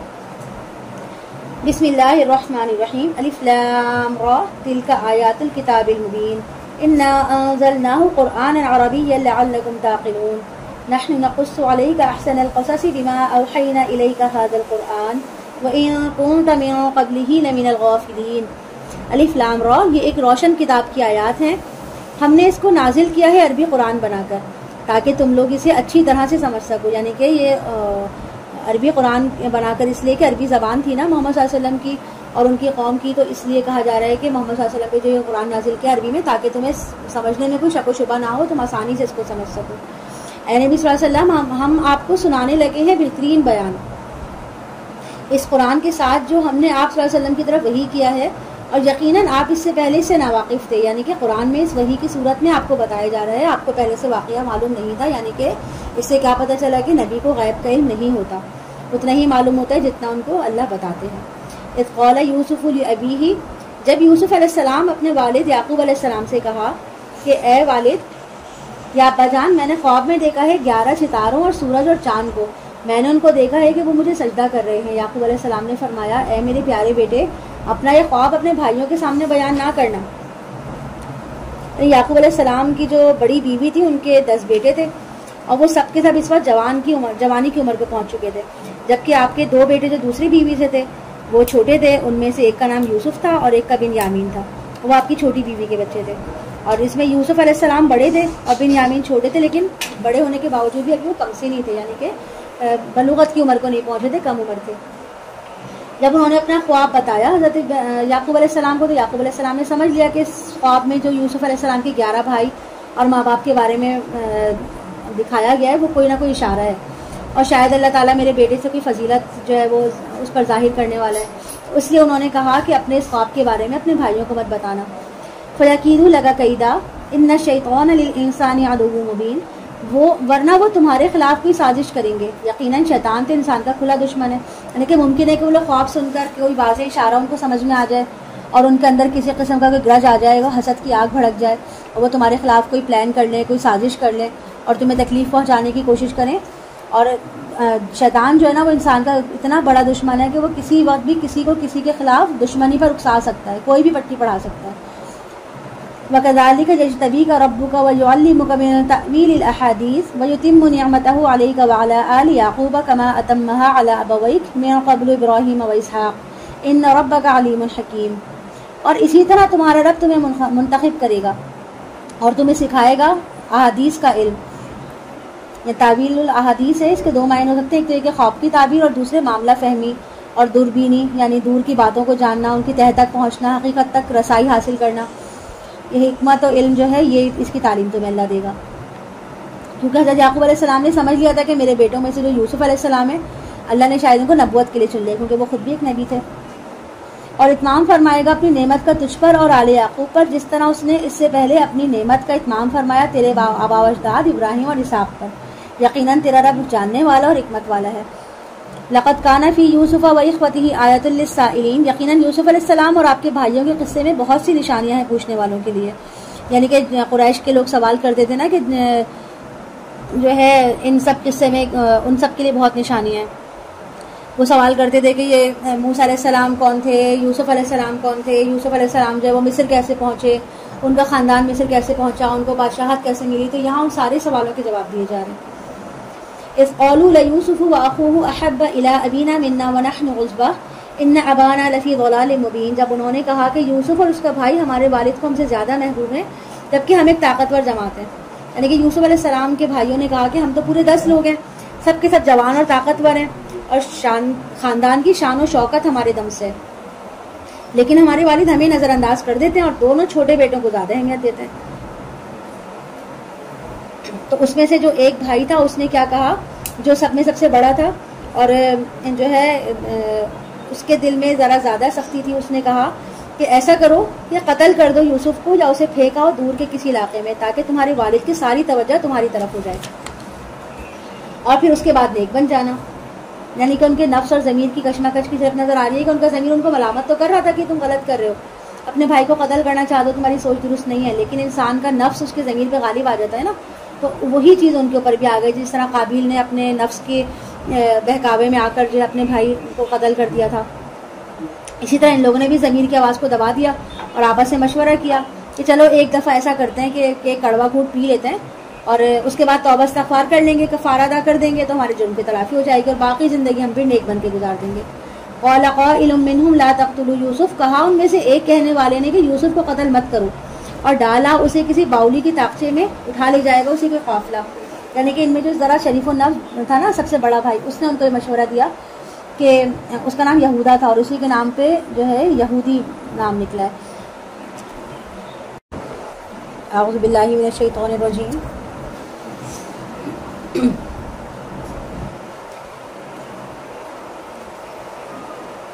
وَأَلْقُوهُ فِي الْغَيَابَةِ الْجُبِّ يَلْتَقِطُهُ بَعْضُ السَّيَّارَةِ. انہوں نے کہا کہ ڈالا اس کو ایک باولی کے تاخچے میں اور اٹھا لے جائے گا اسے کوئی قافلہ. یعنی کہ پرانے زمانے میں جو کنویں ہوتے تھے ایک خاص قسم کا ان کو باولی کہا جاتا تھا اور ان کا منہ کھلا ہوا ہوتا تھا لیکن گہرائی میں وہ تنگ ہو جاتا تھا. تو اس کے بارے میں کہا کہ اس کو اس کے اندر ڈال دو, جب کوئی اس میں سے پانی نکالنے کے لیے آئے گا تو دیکھے گا کہ اس میں ایک انسان ہے تو وہ ان کو نکال لے گا. یعنی کہ اس کو مارو نہیں, قتل نہیں کرو, بلکہ ایک بیچ کا راستہ اختیار کرنے کا اس نے کہا کہ اگر تمہیں کرنا ہی ہے تو تم ایسا کر لو, اس کو قتل نہیں کرو. جبکہ 9 بھائی جو تھے وہ چاہ رہے تھے کہ یوسف سے ہمیشہ کے لیے چھٹکارا حاصل کر لیا جائے, لیکن 10واں بھائی جو تھا وہ ان کو باقاعدہ صاف تو منع نہیں کر سکا, لیکن اس نے یہ کہہ دیا کہ اس کو قتل کرنے کے بجائے صرف دریا میں پھینک, مطلب صرف دور کر دو اس کو. اصل مقصد تو ان کا یہی تھا نا کہ ہمارے باپ کی نظروں سے وہ دور ہو جائے تاکہ وہ اس کو محبت نہ کر سکے. جب وہ نظروں کے سامنے ہی نہیں ہوگا تو اس کی محبت بھی ان کے دل میں نہیں ہوگی اور وہ ہماری طرف ان کی توجہ ہو جائے گی. صرف توجہ وہ اپنی طرف کرنے کے لیے اس طرح کر رہے تھے. قالوا یا ابانا ما لک لا تأمنا علی یوسف وانا له لناصحون. انہوں نے کہا ابا جان کیا وجہ ہے کہ آپ ہم پر بھروسہ نہیں کرتے یوسف کے معاملے میں, حالانکہ ہم تو اس کے بڑے خیر خواہ ہیں. کل ذرا اسے ہمارے ساتھ بھیجیے اور کچھ چر چگ لے گا, کھیل کود لے گا اور یقیناً ہم اس کی حفاظت کرنے والے ہیں. یعنی انہوں نے کہا کہ ہم کل شکار پہ جا رہے ہیں, آپ یوسف کو ہمارے ساتھ بھیج دیں, وہاں درختوں کے پھل کھا لے گا, کھیل کود سے دل بہلا لے گا اور آپ بالکل فکر نہیں کریے گا, ہم اس کی بہت حفاظت کریں گے. ظاہر ہم تو اس کے بڑے بھائی ہیں, ہم اس کے ساتھ غلط کیسے کریں گے بھلا. یعقوب علیہ السلام نے فرمایا مجھے اس بات کی مجھے یہ بات اندیشے میں ڈالتی ہے کہ تم اسے لے جاؤ, اور میں ڈرتا ہوں کہ کہیں اسے بھیڑیا نہ کھا لے جبکہ تم اس سے غافل ہو. یعنی کہ تم اپنی مصروفیات میں لگ جاؤ, ادھر ادھر لگ جاؤ, تو کہیں ایسا نہ ہو کہ جنگل میں کوئی بھیڑیا اس کو کھا لے. وہ کہنے لگے کہ اگر ہمارے ہوتے ہوئے اسے بھیڑیا کھا گیا جبکہ ہم ایک طاقتور جماعت ہے تب تو ہم بہت ہی نکمے ثابت ہوں گے. یعنی کہ ایسا کیسے ہو سکتا ہے کہ 10 کڑیل جوان ہو اور ہمارے بھائی کو بھیڑیا کھا لے, ہم ابھی اتنے بھی گئے گزرے نہیں ہیں. پھر جب وہ اس کو لے گئے اور اس پر متفق ہو گئے کہ اسے ڈال دیں باولی کے طاقچے میں, اور ہم نے اس وقت وحی کی یوسف کو کہ تم ایک دن ان کو ان کی حقیقت ضرور جتلاؤ گے, اور انہیں اس کا اندازہ بھی نہیں ہوگا. یعنی کہ الہام کی صورت میں یوسف علیہ السلام کے دل میں یہ بات ڈال دی گئی ہوگی, کیونکہ ابھی آپ کی عمر نبوت والی تو تھی نہیں کہ آپ کو جو ہے وہ باقاعدہ وحی ہوتی. بہرحال آپ کو الہام کیا گیا کہ ایک دن تم اپنے بھائیوں کو یہ حرکت ان کی ضرور جتاؤ گے جبکہ انہیں اس کا خیال بھی نہیں ہوگا. یعنی کہ وہ بھول بھال جائیں گے کہ ہم نے کیا کیا تھا. لیکن یہ باتیں جو ہے نا یوسف علیہ السلام کے دل میں اللہ نے ڈال دی تاکہ ان کو تسلی ہو جائے کہ ان کی جان کو کوئی خطرہ نہیں ہے اور وہ مشکل صورت سے نکلنے میں کامیاب ہو جائیں گے, اور بلکہ ایک دن ایسا آئے گا اتنے قابل ہو جائیں گے کہ وہ اپنے بھائیوں کو بتا سکیں گے انہوں نے ان کے ساتھ کیا سلوک کیا تھا. وجاؤ اباہم عشاء یبکون. اور وہ آئے اپنے والد کے پاس شام کو روتے ہوئے. انہوں نے کہا ابا جان ہم جا کر دوڑ کے مقابلے کرنے میں لگ گئے اور ہم نے چھوڑ دیا تھا یوسف کو اپنے سامان کے پاس, تو اسے کھا لیا ایک بھیڑیا نے, اور آپ ہماری بات مانیں گے تو نہیں چاہے ہم جتنے بھی سچے ہوں. کیونکہ ان کے دل میں یہ تھا نا کہ یہ ساری محبت ان کی یوسف سے ہے تو یہ تو یوسف کو اوپر یقین کریں گے, ہم پر بھلا کیسے کریں گے. اور پھر دوسرا ان کے دل کے اندر ایک چور تھا جس نے ان کے منہ سے یہ والی بات نکلوائی تھی, اور انہوں نے کیا کیا کہ انہوں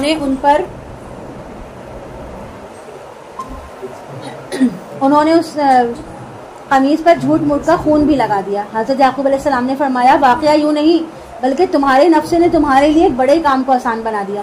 یعنی کہ یعقوب علیہ السلام کو اندازہ ہو گیا تھا کہ بات کچھ اور ہے, جو کچھ یہ بتا رہے ہیں یہ کوئی جھوٹی کہانی ہے, اور انہوں نے جو ہے نا اس بات کو کچھ ہلکا پھلکا کر کے پیش کیا ہے, اور یہ بات کچھ اور ہے اور یہ ان کی طرف سے بہت غلط بات ہے. مطلب ان کو اتنا اندازہ ہو گیا تھا کہ جو کچھ ہوا ہے یہ اچھا نہیں ہوا, غلط ہوا ہے, لیکن یہ لوگ اس کو چھپا رہے ہیں, اصلیت نہیں بتا رہے. لیکن ان کو سمجھ آ گیا تھا کہ بات کچھ اور ہے. اور کچھ عرصے بعد ایک قافلہ آیا تو انہوں نے بھیجا اپنے ایک آگے چلنے والے کو. یعنی کہ جب قافلے چلتے تھے تو آدمی قافلے کے آگے آگے چلتا تھا اور وہ قافلے کے پڑاؤ کی جگہ کا بھی انتخاب کرتا تھا, پانی وغیرہ کا انتظام دیکھتا تھا. تو ایک آدمی کی ڈیوٹی تھی کہ وہ جا کر پانی کی کھوج لگائے کہ یہاں کہیں پانی ہے تو وہ لے آئے.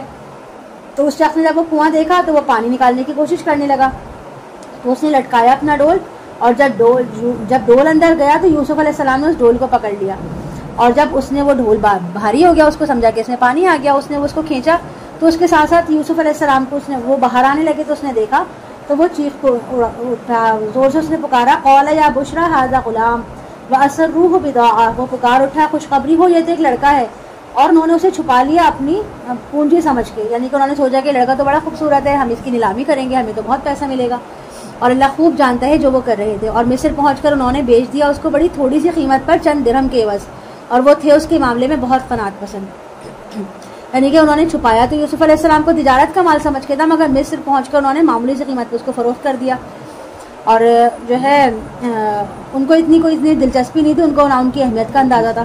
اور اس کی دو وجوہات تھیں. ایک تو یہ کہ آپ مفت کا مال تھے, انہوں نے کوئی سرمایہ وغیرہ تو لگایا نہیں تھا, انویسٹمنٹ تو کی نہیں تھی کہ جو اس کی وجہ سے وہ یہ چاہتے کہ ہم نے جو انویسٹمنٹ کی ہے اس سے بڑھ کے ہمیں پیسہ مل جائے. اور پھر دوسرا ان کو یہ بھی ڈر تھا نا کہ کہیں ایسا نہ ہو کہ اس لڑکے کے وارث, اس کے رشتے دار اس کو پہچان لیں اور ہم پہ چوری کا الزام لگا دیں کہ ہم نے اس لڑکے کو چوری کیا ہے. تو اس لیے وہ جلد از جلد یہ چاہتے تھے کہ اس معاملے سے ان کی جان چھوٹ جائے, اس لیے انہوں نے اس کو کم داموں پہ فروخت کر دیا. وقال الذي اشتراه من مصر لامرأته أكرمي مثواه عسى أن ينفعنا نتخذه. اور مصر کے جس شخص نے یوسف علیہ السلام کو خریدا اس نے اپنی بیوی سے کہا اس کو اچھے طریقے سے رکھنا, ہو سکتا ہے ہمارے لیے فائدہ مند ہو اور پھر ہم اسے اپنا بیٹا ہی بنا لیں. یعنی وہ شخص ہوتا مصر کی حکومت کے اعلیٰ عہدے پر فائز تھا, جسے مصر کہلاتا تھا. اور یوسف علیہ السلام کو بیٹا بنانے کی خواہش سے معلوم یہ بھی ہوتا ہے کہ شاید اس کے اولاد نہیں تھی. اور اس طرح ہم نے یوسف کو اس ملک میں تمکن عطا کیا, یعنی کہ رہنے کے لیے پرسکون جگہ دی, کیونکہ حضرت یوسف علیہ السلام اس دور میں ان کو اس ملک میں پہنچا دیا اور وہاں آپ کی رہائش کا بندوبست بھی ہو گیا. جبکہ ویسے اگر دیکھا جائے تو ان کے بعد کوئی جھونپڑی بھی نہیں تھی, اگر وہ اکیلے ہوتے اور جاتے تو ان کو ایک جھونپڑی بھی نہ ملتی. لیکن یہ اللہ کی حکمت تھی کہ اللہ تعالیٰ نے ان کو ایک بہت اچھے گھر میں بہت اچھے شخص کے پاس عزت اکرام کے ساتھ بھیجا, اور تاکہ ہم سکھائیں اس کو باتوں کی تہ تک پہنچنے کے علم. یعنی کہ عزیز مصر کے گھر میں جگہ دینے کا اللہ کا مقصد یہ تھا کہ وہاں پر آپ کی معاملہ فہمی کی تربیت ہو. اور عزیز مصر کا گھر ایک سیکریٹریٹ کی طرح ہوگا نا, جہاں پر اجلاس ہوتے ہوں گے, قوم کے بارے میں معاملات طے ہوتے ہوں گے. تو یہ ساری چیزیں جب قریب سے یوسف علیہ السلام دیکھیں گے تو ان کو بھی جو ہے نا تعلیم و تربیت کا موقع ملے گا. واللہ غالب علی امرہ ولکن اکثر الناس لا یعلمون. اور اللہ تو اپنے فیصلے پر غالب ہے لیکن اکثر لوگ نہیں جانتے. اور جب آپ پہنچ گئی جوانی کو تو ہم نے آپ کو حکمت اور علم عطا کیا, اور اس طرح ہم محسنین کو بدلہ دیتے ہیں. اور آپ کو پسلانے کی کوشش کی اس عورت نے جس کے گھر میں آپ تھی, یعنی عزیز مصر کی جو بیوی تھی وہ آپ کو پسند کرنے لگی. اور قرآن میں اس کا نام نہیں ہے, البتہ تورات میں اس کا نام زلیخا بتایا گیا. غلقت الابواب وقالت هيت لك قال معاذ الله ان ربي احسن مثواي انه لا يفلح الظالمون. اور ایک موقع پر اس نے دروازہ بند کر لیا اور بولی جلدی سے آ جاؤ. آپ نے فرمایا میں اللہ کی پناہ طلب کرتا ہوں, وہ میرا رب ہے, اس نے مجھے اچھا ٹھکانہ دیا ہے, بے شک ظالم لوگ فلاح نہیں پایا کرتے. یعنی کہ یہاں ایک فقرہ تو یہ ہے کہ اللہ میرا رب ہے اور اس نے مجھے اچھے ٹھکانے میں رکھا ہے, میں اس کی نافرمانی کیسے کروں. دوسرا یہ کہ جو اس عورت کا شوہر ہے وہ میرا آقا ہے, محسن ہے, مربی ہے, اس نے مجھے اپنے گھر میں اتنی عزت سے رکھا ہے, تو میں بھلا اس کی بیوی کے ساتھ خیانت کیسے کر سکتا ہوں کہ میں خیانت کروں اور اس کے اعتماد کو ٹھیس پہنچاؤں. بے شک ظالم لوگ فلاح نہیں پایا کرتے, یعنی کہ اگر میں ایسا کام کروں گا تو مجھے کبھی بھی کامیابی نہیں ملے گی.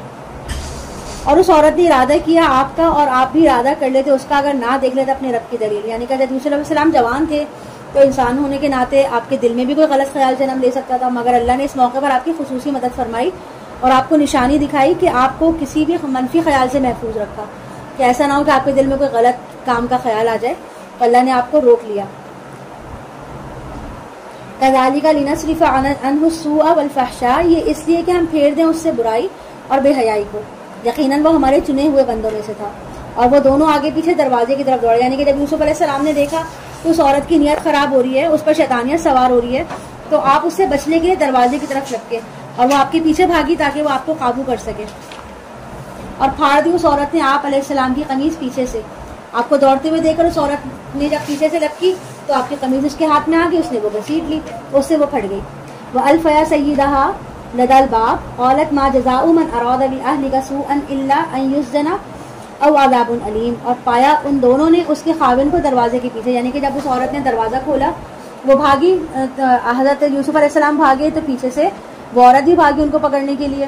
تو یوسف علیہ السلام نے جیسے دروازہ کھولا تو دیکھا کہ پیچھے اس کے عزیز مصر کھڑا ہوا تھا, اور وہ کہیں گیا ہوا تھا, اس کے جلدی گھر آنے کے امکان نہیں تھے, لیکن اس کو انہوں نے غیر متوقع طور پر پیچھے کھڑا پایا.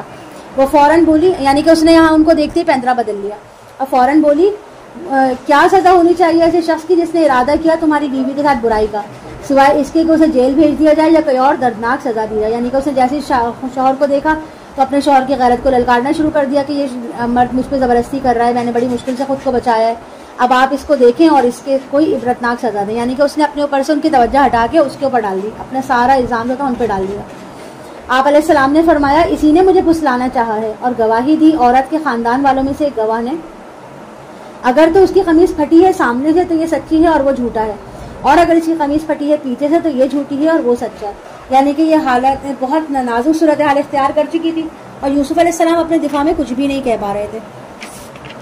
یوسف علیہ السلام اپنے دفاع میں کچھ نہیں کہہ پا رہے تھے تو انہوں نے صاف جبکہ انہوں نے صاف بتا دیا، کچھ نہ کچھ تو ان کو کہنا ہی تھا، انہوں نے صاف بتا دیا کہ اس عورت نے مجھے گناہ پر آمادہ کیا ہے.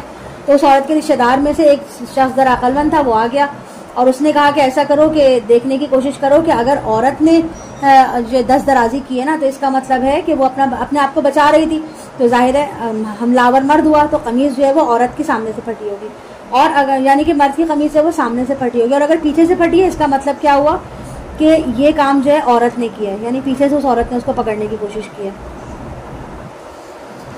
فلما رأى قميصه قد من دبر قال انه من كيدكن ان كيدكن عظيم. پھر جب اس عزیز مصر نے دیکھا کہ آپ علیہ السلام کی قمیص پیچھے سے پھٹی ہوئی ہے تو اس نے کہا کہ یہ تم عورتوں کی چالوں میں سے ایک چال ہے، یقیناً تم عورتوں کے فریب بہت بڑے ہوتے ہیں.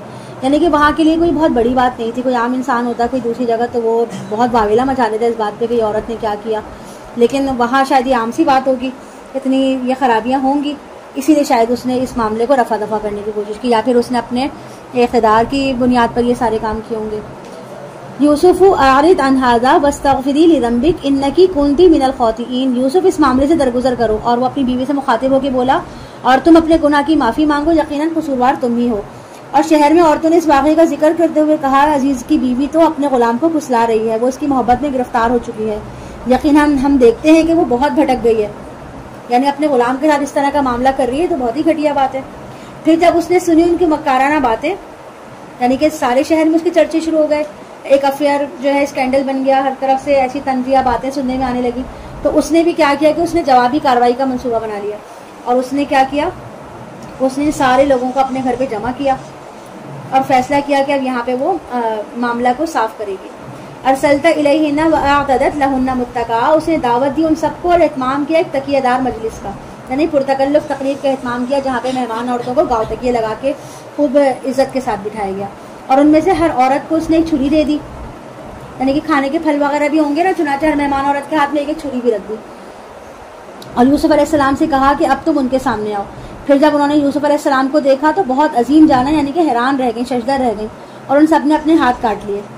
یعنی کہ عورتوں نے جب پاکیزہ اور تقدس کا پیکر ایک نوجوان دیکھا تو وہ مبہوت ہو کر رہ گئی، سب کے سب ان کے حسن جمال پہ ایسی فریفتہ ہو گئیں کہ اپنے ہاتھ ہی زخمی کر لیے. ممکن ہے کہ کسی عورت کا ہاتھ واقعی حیرت کی وجہ سے کٹ گیا ہو. خیر بہرحال یوسف علیہ السلام کے یا اس نے جان بوجھ کے کٹ لگا لیا ہو کہ یوسف علیہ السلام آئیں گے اور آ کے اس کی پناہ پٹی کر دیں گے، یا یہ دیکھ کر کے باقی سب نے اپنی اپنی انگلیاں کاٹ لی ہوں کہ انہیں بھی ایسا ہی کچھ جو ہے وہ التفات مل جائے گا. خیر انہوں نے ایسا کیا اور وہ پکار اٹھی کہ ہاشا للہ، یہ کوئی آدمی نہیں ہے، یہ تو کوئی بہت ہی بڑی بزرگ فرشتہ ہے. تو اس عورت نے کہا یہ ہے جس کے بارے میں تم مجھے ملامت کر رہی تھی، یقیناً میں نے اسے پھسلانا چاہا لیکن وہ بچا رہا، اور اگر اس نے وہ نہ کیا جو میں اسے حکم دے رہی ہوں تو لازماً قید میں پڑے گا اور ذلیل ہو کر رہے گا. یعنی اس عورت نے دھڑلے سے پہلے تو خوب دعوت کا انتظام کیا، پھر فخر سے سب کو بتایا کہ دیکھو کتنا حسین خوبصورت انسان ہے، تم بھی حیرت میں مبتلا ہو گئی نا اس کو دیکھ کے، تو اب تم مجھے ملامت کیوں کر رہی تھی. یعنی اس نے پوری بے حیائی کے ساتھ اعلان کیا کہ ایک دفعہ تو مجھ سے یہ بچ گیا ہے مگر اب کب تک بچے گا، اس کو آخرکار ایک نہ ایک دن میری بات ماننی ہوگی، اور میں جو ہے دیکھو اس کا کیا حال کرتی ہوں. قال رب السجن احب الی مما یدعوننی الیہ. یوسف نے دعا کی اے میرے پروردگار مجھے قید زیادہ پسند ہے اس چیز سے جس کی طرف یہ مجھے بلا رہی ہے، اور اگر تو نے مجھ سے دور نہ کیا ان کی چالوں کو تو ہو سکتا ہے میں بھی ان کی طرف مائل ہو جاؤں اور جاہلوں میں سو جاؤں. یعنی کہ میں کب تک اپنے آپ کو بچا سکوں گا، کب تک اپنے آپ کو روک سکوں گا، وہ تو میں بھی ایک انسان ہی. فاستجاب له ربه فصرف عنه كيدهن انه هو السميع العليم. تو آپ علیہ السلام کے رب نے آپ کی دعا قبول کر لی اور ان عورتوں کی چالوں کو آپ سے پھیر دیا، یقیناً وہی ہے سننے والا اور جاننے والا. پھر ان لوگوں کو یہ بات سوجی کہ ساری نشانیاں دیکھ لینے کے بعد اس کو کچھ عرصے کے لیے جیل میں ڈال دیا جائے. یعنی کہ انہوں نے سوچا کہ اب یہ معاملہ تو ہر طرف پھیلا پڑا ہوا ہے، اس کو کہیں نہ کسی طرح چھپا کے دبا کے رکھنا ہے. تو معاملہ دبانے کے لیے انہوں نے یہ کیا کہ ان کو جو ہے وقتی طور پہ منظر سے ہٹانے کی کوشش کی اور ان کو جیل میں ڈال دیا. تو ودخل معه السجن فتيان. اور داخل ہوئے آپ کے ساتھ جیل میں 2 نوجوان. ان میں سے ایک نے کہا میں نے اپنے آپ کو خواب میں دیکھا ہے کہ میں شراب کشید کر رہا ہوں، اور دوسرے نے کہا کہ میں نے اپنے آپ کو دیکھا ہے کہ میں اپنے سر پر روٹیاں اٹھائے ہوئے ہوں اور پرندے اس میں سے کھا رہے ہیں. ہمیں ان خوابوں کی تعبیر بتا دیجیے، ہم آپ کو بہت نیکوکار دیکھ رہے ہیں. یعنی کہ آپ دوسرے قیدیوں سے مختلف لگ رہے ہیں، آپ بہت اعلی اخلاق والے، اچھے کردار والے لگ رہے ہیں، تو ہمیں ہمارے خواب کے بارے میں رہنمائی فرما دیجیے. ہوتا ہے نا جب ہمیں کوئی شخص نیک نظر آ رہا ہوتا ہے، وہ ہمیں لگتا ہے کہ دین پر ہے، تو ہم اس سے اپنے معاملات شیئر کرتے ہیں، سوالات پوچھتے ہیں کہ ہمارے ساتھ یہ معاملہ ہے، آپ ہمیں بتا دیں. ہمیں لگتا ہے کہ وہ علم والا ہے، اس کے پاس علم ہوگا اس چیز کا، تو ہمیں اس کے بارے میں بتا دیں کہ ہمارے ساتھ یہ معاملہ ہو رہا ہے، تو اس کے لیے ہمیں کیا کرنا چاہیے. اسی طرح انہوں نے بھی حضرت یوسف علیہ السلام سے اس طرح کی بات کی. یوسف علیہ السلام نے فرمایا تم لوگوں کو جو کھانا دیا جاتا ہے اس کے آنے سے پہلے میں تم دونوں کو اس کی تعبیر بتاؤں گا. یعنی قیدیوں کے کھانے کا اوقات مقرر ہوں گے نا، تو انہوں نے کہا کہ میں بس تھوڑی سی دیر میں تم لوگوں کو اس کے بارے میں بتا دوں گا. چنانچہ یوسف علیہ السلام نے جو ہے ان کو بتانا شروع کیا. ذالکم مما علمنی ربی، یہ علم اس میں سے ہے جو میرے رب نے مجھے سکھایا. یعنی کہ آپ نے بات بڑھاتے ہوئے یہ نہیں ڈائریکٹ اپنی تعریفیں شروع کر دی اور بتانا شروع کر دیا، بلکہ یہ بتایا کہ جو کچھ میں تمہیں بتا رہا ہوں یہ میرے رب نے مجھے سکھایا ہے، میں اپنے رب کا علم تمہیں بتا رہا ہوں، اور اس میں میرا اپنا کوئی کمال نہیں ہے، میرا کوئی کریڈٹ اس میں نہیں ہے. دیکھو میں نے ترک کر دیا ہے اس قوم کا راستہ جو اللہ پر ایمان نہیں رکھتے اور آخرت کے یہی لوگ منکر ہیں. میں نے پیروی کی ہے اپنے آبا ابراہیم، اسحاق اور یعقوب کے طریقے کی. دیکھو ہمارے لیے روا نہیں کہ ہم اللہ کے ساتھ کسی کو بھی شریک کریں، یہ اللہ کا بڑا فضل ہے ہم پر، سب لوگوں پر، لیکن اکثریت اس کا شکر ادا نہیں کرتی. یعنی کہ شرک سے بچنے اور توحید کو اپنانے کا انہوں نے فضل بھی بتایا، اور ساتھ ساتھ یہ بھی کہا کہ آپ کو بھی اس پر عمل کرنا چاہیے. یا صاحب السجن ارباب متفرقون خیر ام اللہ الواحد القہار، اے میرے جیل کے دونوں ساتھیوں، کیا بہت سے رب بہتر ہیں یا اکیلا اللہ سب پر حاوی و غالب ہے؟ نہیں پوچھتے تم اس اللہ کے سوا مگر چند ناموں کو جو موسوم کر رکھے ہیں تم لوگوں نے تمہارے آباء و اجداد، یعنی کہ جنہیں تم نے اپنی طرف سے خدا کر لیا. نہیں اتاری اللہ نے ان کے لیے کوئی دلیل، اختیار تو کل کا کل اللہ ہی کے پاس ہے. اس نے حکم دیا ہے تم کو اس کے سوا کسی کی بندگی مت کرو، یہی ہے سیدھا دین اور ہمیشہ ہمیشہ قائم رہنے والا. لیکن اکثر لوگ علم نہیں رکھتے. اب انہوں نے دین کی تعلیم دینے کے بعد، حق کی تعلیم دینے کے بعد پھر ان کو جو ہے وہ خواب کی تعبیر بتانی شروع کی کہ اے میرے جیل کے دونوں ساتھیوں، تم میں سے ایک تو اپنے آقا کو شراب پلائے گا اور جو دوسرا ہے اسے سولی دے دی جائے گی اور پرندے اس کے سر سے نوچ نوچ کر کھائیں گے. فیصلہ کر دیا ہے اس معاملے کا جس کے بارے میں تم دونوں مجھ سے پوچھ رہے ہو. یوسف علیہ السلام نے کہا اس شخص سے جس کے بارے میں آپ نے گمان کیا کہ وہ ان دونوں میں سے نجات پائے گا کہ اپنے آقا سے میرا ذکر ضرور کرنا. یعنی کہ تمہیں جب موقع ملے تو بادشاہ کو بتانا کہ جیل میں ایک ایسا قیدی بھی ہے جس کا کوئی قصور نہیں ہے، اسے خواہ مخواہ بغیر کسی قصور کے جیل میں ڈالا ہوا. تو اسے بھلائے رکھا شیطان نے ذکر کرنا اپنے آقا کا. آپ رہے جیل میں کئی برس تک، یعنی کئی برس کا مطلب بدعی کا مطلب ہوتا ہے 10 سے کم. اب 10 سے کم کتنے سال رہے ہوں گے اللہ کو بہتر پتہ ہے. وقال الملک انی ارا 7 بقرات سمان یاکلهن 7 عجاف، اور بادشاہ نے کہا کہ میں خواب میں دیکھتا ہوں 7 موٹی گائیں جن کو کھا رہی ہیں 7 دبلی گائیں. یعنی کہ یہاں سے ایک نیا باب شروع ہو رہا ہے کہ جو ہے وہ بادشاہ جو تھا وہ تو شخص بھول گیا تھا، اس کا تو دماغ سے نکل ہی گیا تھا اس بارے میں کہ اس کو یہ ذکر کرنا ہے. لیکن ہوا یہ کہ ایک بادشاہ اپنے دربار میں بیٹھا تھا تو اس نے بتایا کہ میں نے خواب میں 7 موٹی گائیں کو دیکھا ہے جن کو 7 دبلی گائیں کھا رہی ہیں، اور 7 بالیاں ہیں ہری اور دوسری 7 خشک. تو اے میرے درباریوں مجھے بتاؤ تعبیر میرے خواب کی، اگر تم لوگ خواب کی تعبیر کر سکتے ہو. انہوں نے کہا یہ تو بڑے پریشان خیالات ہیں اور ایسے خوابوں کی تعبیر ہم نہیں جانتے. یعنی کہ یہ کچھ مانوی خواب نہیں ہے اور ان کے بارے میں ہمیں تعبیر کے بارے میں نہیں پتا، ہم ان کی صحیح تعبیر نہیں کر سکتے. اور کہا اس شخص نے جو ان دونوں قیدیوں میں سے نجات پا گیا تھا اور ایک طویل عرصے کے بعد اسے اچانک یاد آیا. یعنی وہ جو ہے جیل سے رہا ہونے کے بعد جو ہے وہ ایک دن اچانک حضرت اس کے جو ہے دربار میں پہنچ گیا بادشاہ کے. تو وہاں اس کو جب خواب کے بارے میں بات سنی تو اس کو یاد آیا کہ ہاں اس نے ایک شخص تھا جو اس نے جیل میں جس سے ملاقات ہوئی تھی وہ خواب کی تعبیر بتانے کا ماہر ہے. تو پھر اس نے کہا کہ میں بتا دوں گا تم لوگوں کو اس کی تعبیر، بس مجھے ذرا قید خانے میں یوسف کے پاس بھیج دیں. اسی طرح وہ شخص جیل میں حضرت یوسف علیہ السلام کے پاس پہنچ کر آپ سے مخاطب ہوا، اے یوسف، اے سچے، ہمیں تعبیر بتائیے 7 موٹی گایوں کے بارے میں کہ انہیں کھا رہی ہیں 7 دبلی گائیں اور 7 سبز بالیوں اور دوسری 7 خشک.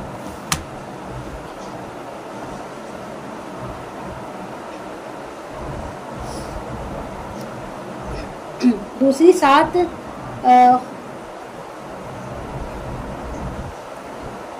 اور 7 سبز بالیوں اور دوسری 7 خشک بالیوں کے بارے میں.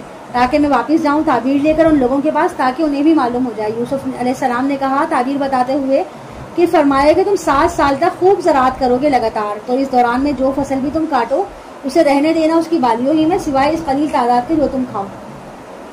یعنی کہ یہ ایسی انہوں نے تدبیر بتائی جو کسی کے وہم و گمان میں بھی نہ تھی. اور سائنسی تجربے سے بات ثابت ہوتی ہے کہ اگر اناجوں کو محفوظ کرنا ہے تو اس کا بہترین طریقہ یہ ہے کہ ان کو ان کے سٹوں کے اندر ہی رہنے دیا جائے. ان کے سٹے جو ہے نا ان کو محفوظ کر لیتے ہیں, اس طرح اناج جو ہے وہ خراب نہیں ہوتا. اور سٹوں کو ہی ڈائریکٹ محفوظ کر لیا جائے, نکال لیا جائے گا تو اناج خراب ہو جائے گا. کیڑے مکوڑوں سے بچانے کے لیے ان کو کسی پریزرویٹو کی ضرورت نہیں پڑے گی اگر ان کو اس طرح رکھا جائے گا. اور یہ چیز یوسف علیہ السلام نے ان کو بتا دی تھی. ثم يأتي من بعد ذلك 7 شداد يأكلن ما قدمتم لهن إلا قليلا مما تحسنون. پھر اس کے بعد 7 سال آئیں گے بہت سخت, یعنی خوشحالی کے 7 سالوں کے بعد 7 خوش سالی کے سما ہوگا جس میں ملک جو ہے وہ شدید اس میں قحط پڑ جائے گا. وہ 7 سال چٹ کر جائیں گے اور اس کو جو کچھ تم نے ان کے لیے بچا رکھا ہوگا سوائے اس کے جو تم بیچ کے لیے محفوظ کر لو گے. یعنی کہ 7 سال تک تو ملک میں بہت خوشحالی ہوگی, فصلیں بہت اچھی ہوں گی, مگر 7 سالوں کے بعد اگلے 7 سال ایسے آئیں گے جن میں خوشحالی اور شدید قحط پڑ جائے گا. اور اس مسئلے کی تدبیر کے لیے آپ نے ان کو بتایا تھا کہ 7 سال کے دوران جو تم نے اناج محفوظ کر کے رکھا ہوا ہے نا سٹوں کے اندر, ان کو جب قحط کا زمانہ آئے تو نکال کر ضرورت کے مطابق استعمال کر لینا. پھر آئے گا اس کے بعد 1 سال, اس میں خوب بارشیں ہوں گی لوگوں پر اور اس میں وہ انگور کا رس نچوڑیں گے. یعنی کہ اتنی بارشیں ہوں گی, انگور کی بیلیں بھی خوب پھلے پھولیں گی اور انگور کی پیداوار بھی خوب ہوگی, تو لوگ خوب انگور نچوڑیں گے اور شراب اس میں سے نکالیں گے.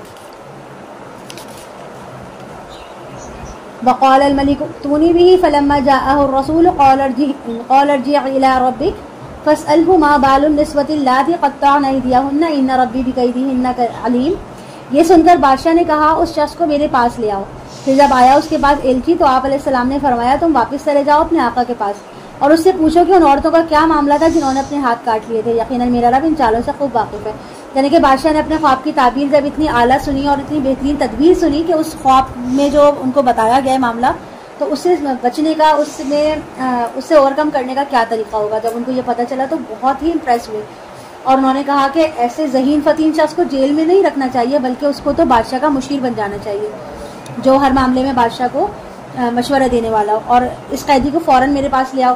تو بادشاہ کا پیغام لے کر جب وہ قاصد آپ کے پاس پہنچا تو آپ نے اس کے ساتھ جانے سے انکار کر دیا اور کہا کہ میں ابھی جیل سے باہر نہیں آنا چاہتا جب تک کہ معاملے کی پوری چھان بین نہ ہو جائے, یعنی کہ مجھے بالکل ہی اس معاملے سے بری نہ کر دیا جائے جس کی پاداش سے مجھے جیل میں بھیجا گیا. اگر مجھ پہ کوئی الزام ہے تو اس کی مکمل تفتیش ہو اور اگر میرا قصور نہیں ہے تو مجھے بے گناہ اور بری قرار دینا ہوگا علی الاعلان, یعنی سب کے سامنے. چنانچہ اس قاصد نے فرمایا کہ تم اپنے بادشاہ کے پاس جاؤ. اور بادشاہ تک جب یہ بات پہنچی تو اس نے اپنے سب بیگمار کو طلب کر لیا جو اس جگہ پہ موجود تھی نا, جنہوں نے اپنے ہاتھ کاٹے تھے, تو وہاں پر انہوں نے ان کو طلب کر لیا. اور پھر اس نے کہا کہ قال ما خطبكن اذ راوتن يوسف عن نفسه قلنا حاشا لله ما علمنا عليه من سوء قالت امرأة العزيز الآن حسس الحق انا راودته عن نفسه وانه لمن الصادقين. اس نے پوچھا کہ کیا معاملہ ہے تمہارا جب تم نے پھسلانا چاہا یوسف کو.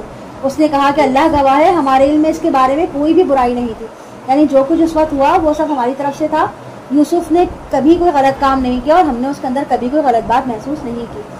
اس پر عزیز مصر کی بیوی بول اٹھی اب حقیقت تو واضح ہو گئی ہے, میں نے ہی اس کو پھسلانے کی کوشش کی تھی اور یہ بالکل سچا ہے. یعنی کہ انہوں نے نہ کوئی یوسف نے غلط بیانی کی ہے نہ ہی ان کے کردار میں کوئی کھوٹ ہے, جو کچھ کیا تھا وہ میں نے ہی کیا تھا. یہ اس لیے کہ وہ جان لے کہ میں نے اس کی غیر موجودگی میں اس کی خیانت نہیں کی. یعنی کہ اس کو یوسف علیہ السلام کو معلوم ہو جائے کہ ان کی غیر موجودگی میں نے ان کے بارے میں کوئی غلط بات مشہور نہیں کی ہے, اور یہ کہ اللہ خیانت کرنے والوں کی چال کو کامیاب نہیں کرتا. اور میں اپنے نفس کو بری قرار نہیں دے دی, یقیناً انسان کا نفس تو برائی کا حکم دیتا ہے.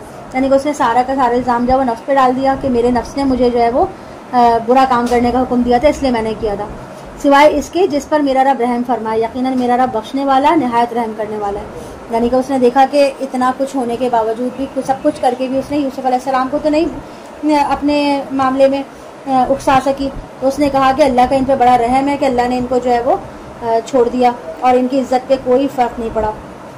اور پھر اس کو تھوڑا سا اپنے اوپر بھی رنج ہوا ہوگا شاید, تو اس نے کہا کہ اللہ بخشنے والا اور رحم کرنے والا ہے.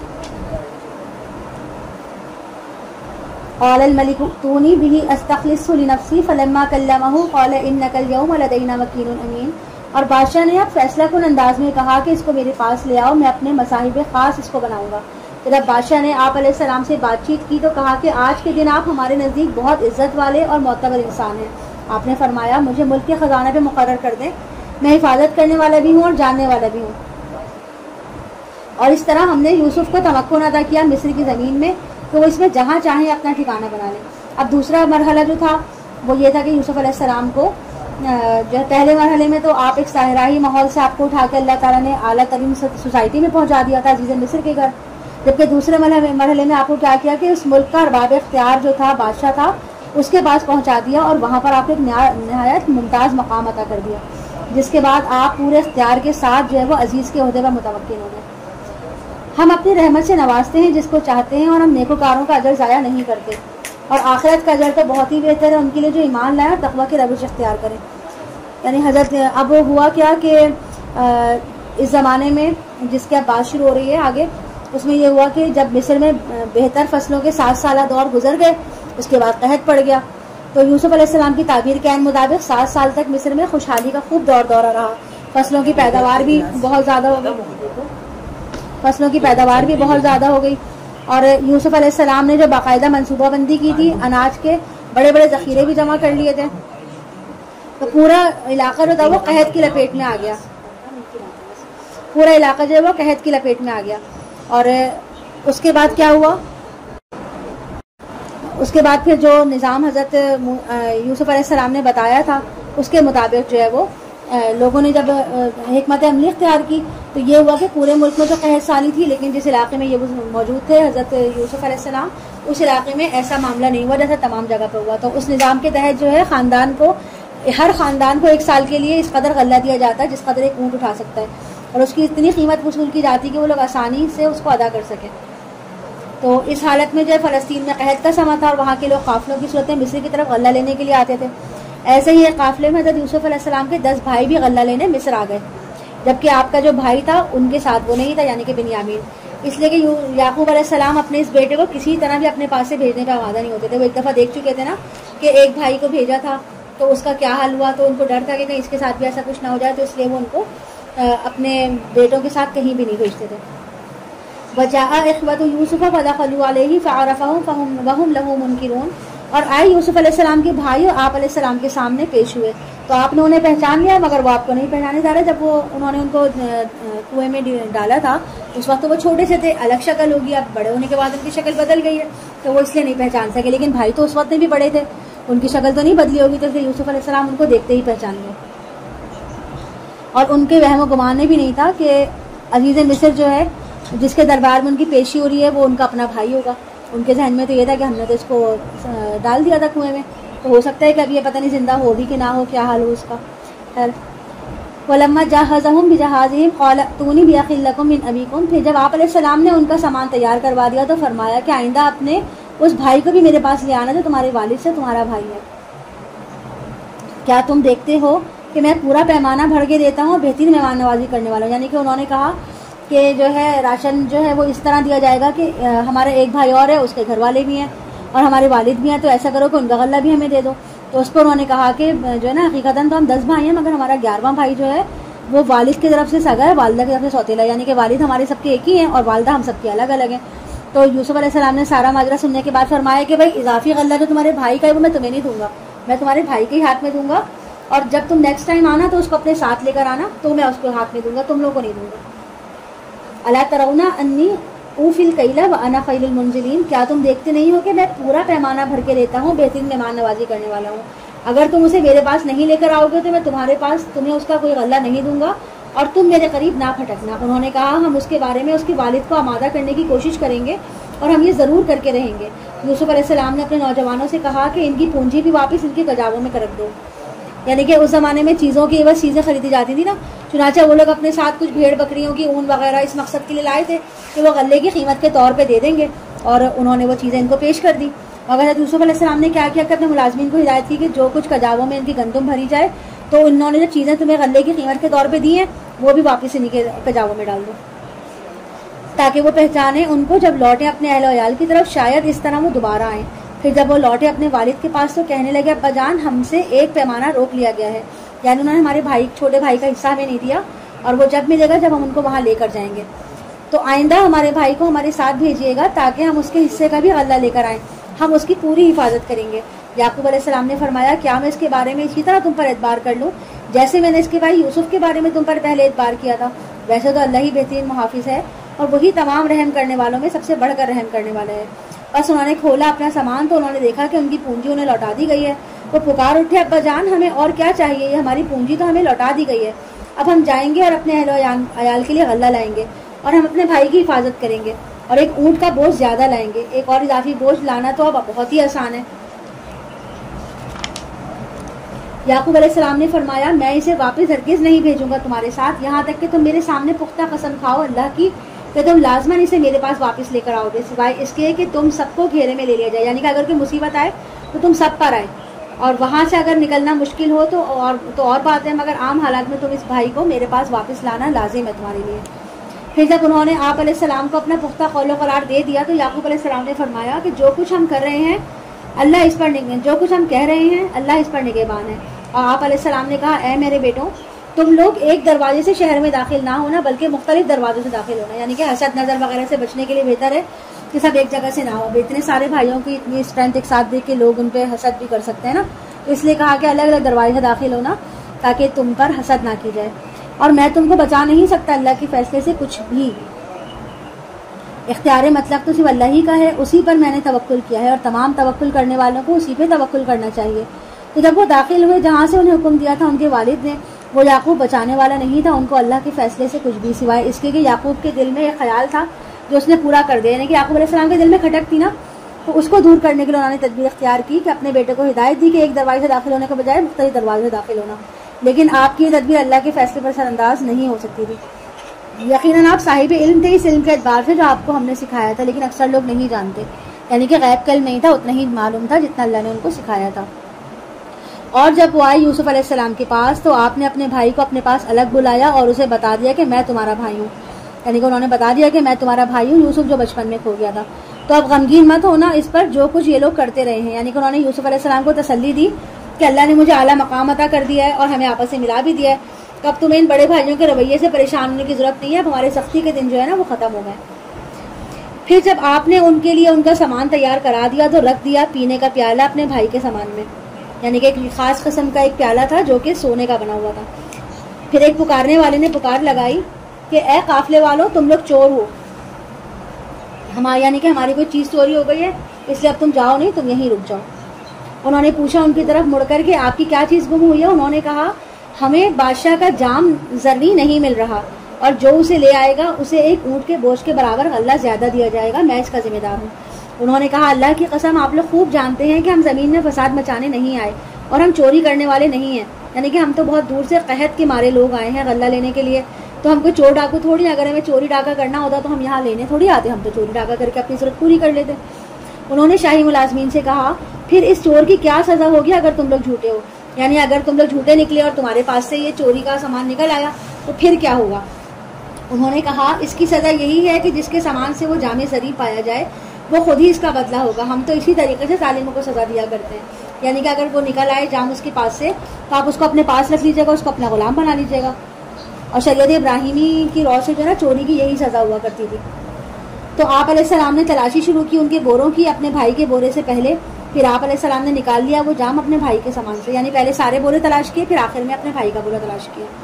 اس طرح سے ہم نے تدبیر کی یوسف کے لیے، یعنی کہ ساری تدبیر کی ذمہ داری اللہ کی تھی، اللہ نے یہ طریقہ کیا تھا، ایک راہ نکالی تھی، تاکہ یہ وضاحت اس لیے تاکہ کسی کے ذہن میں یہ نہ آئے کہ انہوں نے کوئی دھوکہ دہی نہیں کی تھی، بلکہ اللہ تعالیٰ نے جو ان کو طریقہ سکھایا تھا انہوں نے اسی پر عمل کیا تھا۔ آپ کے لیے ممکن نہیں تھا کہ اپنے بھائی کو روکتے بادشاہ کے قانون کے مطابق، سوائے اس کے کہ اللہ چاہے۔ ہم درجے بلند کرتے ہیں جس کے چاہتے ہیں، اور ہر صاحب علم کے اوپر کوئی اور صاحب علم ہے، یعنی کہ علم کے درجات ہیں، ہر علم والے کے اوپر کوئی مزید علم والا موجود ہوتا ہے، اور اللہ جو ہے وہ سب سے بڑا عالم ہے۔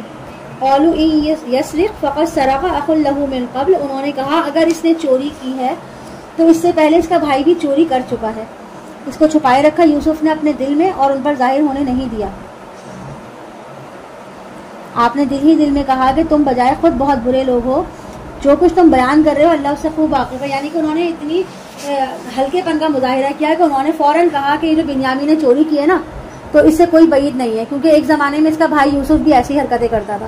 یعنی کہ یہاں پر بھی انہوں نے برائیوں سے باز آنے کی کوشش نہیں کی.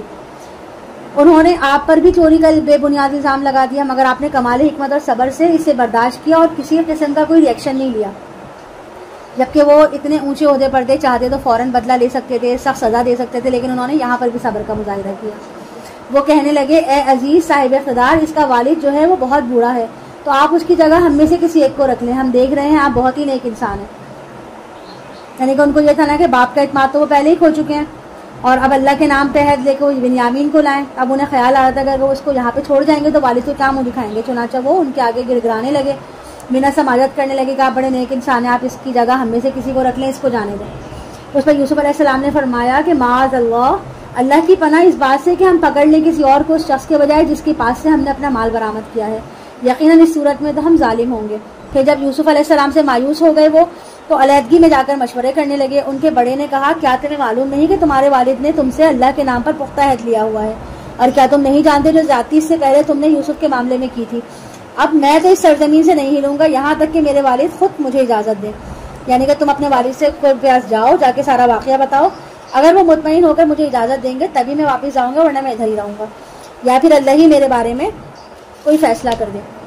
یہ وہی آدمی تھا یہودا جس نے ان کو کنویں میں ڈالنے کا کہا تھا نا، قتل کرنے سے منع کیا تھا. اور یقیناً وہ بہترین فیصلہ کرنے والا ہے. تم لوٹ جاؤ اپنے والد کے پاس اور جا کر کہو ابا جان آپ کے بیٹے نے چوری کی ہے، اور ہم گواہی نہیں دے سکتے مگر اسی چیز کی جس کے بارے میں ہمیں علم ہے، اور ہم غیب کے نگہبان نہیں ہیں. یعنی کہ ہم نے اس کو چوری کرتے ہوئے دیکھا نہیں ہے، لیکن اب وہ جرم اس کا پکڑا گیا ہے تو ہم وہی حقیقت آپ کو بتا رہے ہیں. آپ اس بستی والوں سے پوچھ لیں جس میں ہم تھے، اور اس قافلے والوں سے جن کے ساتھ ہم آئے ہیں، ہم اپنے بیان میں بالکل سچے ہیں. آپ علیہ السلام نے فرمایا نہیں، بلکہ تمہارے لیے تمہارے نفسوں نے ایک کام آسان کر دیا ہے، بس صبر ہی بہتر ہے. یہاں پہ یعقوب علیہ السلام نے وہی فقرہ بولا جو انہوں نے یوسف علیہ السلام کی موت کی خبر سننے کے بعد کہا تھا، کہ انہیں یقیناً تھا کہ یہ حقیقت وہ نہیں ہے جو یہ بیان کر رہے ہیں. بہرحال اس پر بھی آپ نے کہا کہ میں صبر کروں گا اور بخوبی کروں گا.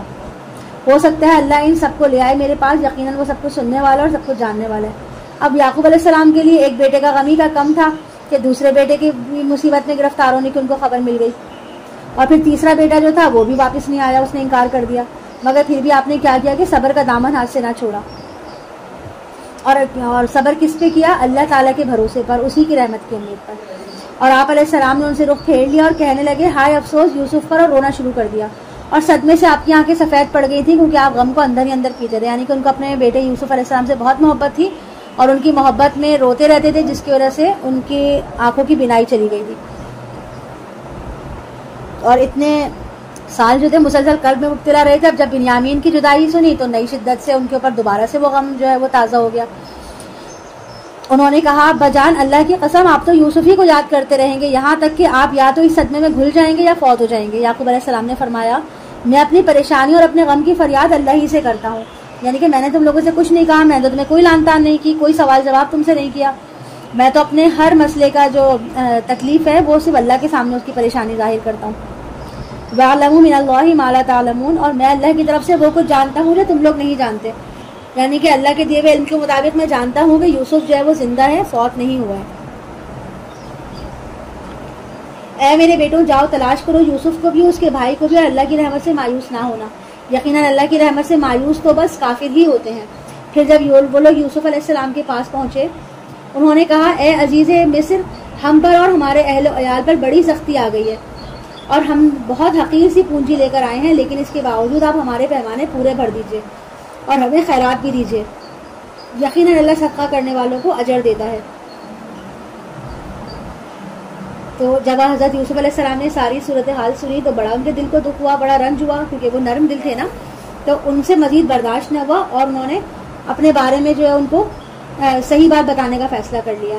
آپ علیہ السلام نے پوچھا کیا تم لوگوں کو یاد ہے کہ تم نے کیا کیا تھا یوسف اور اس کے بھائی کے ساتھ جبکہ تم نادان تھے؟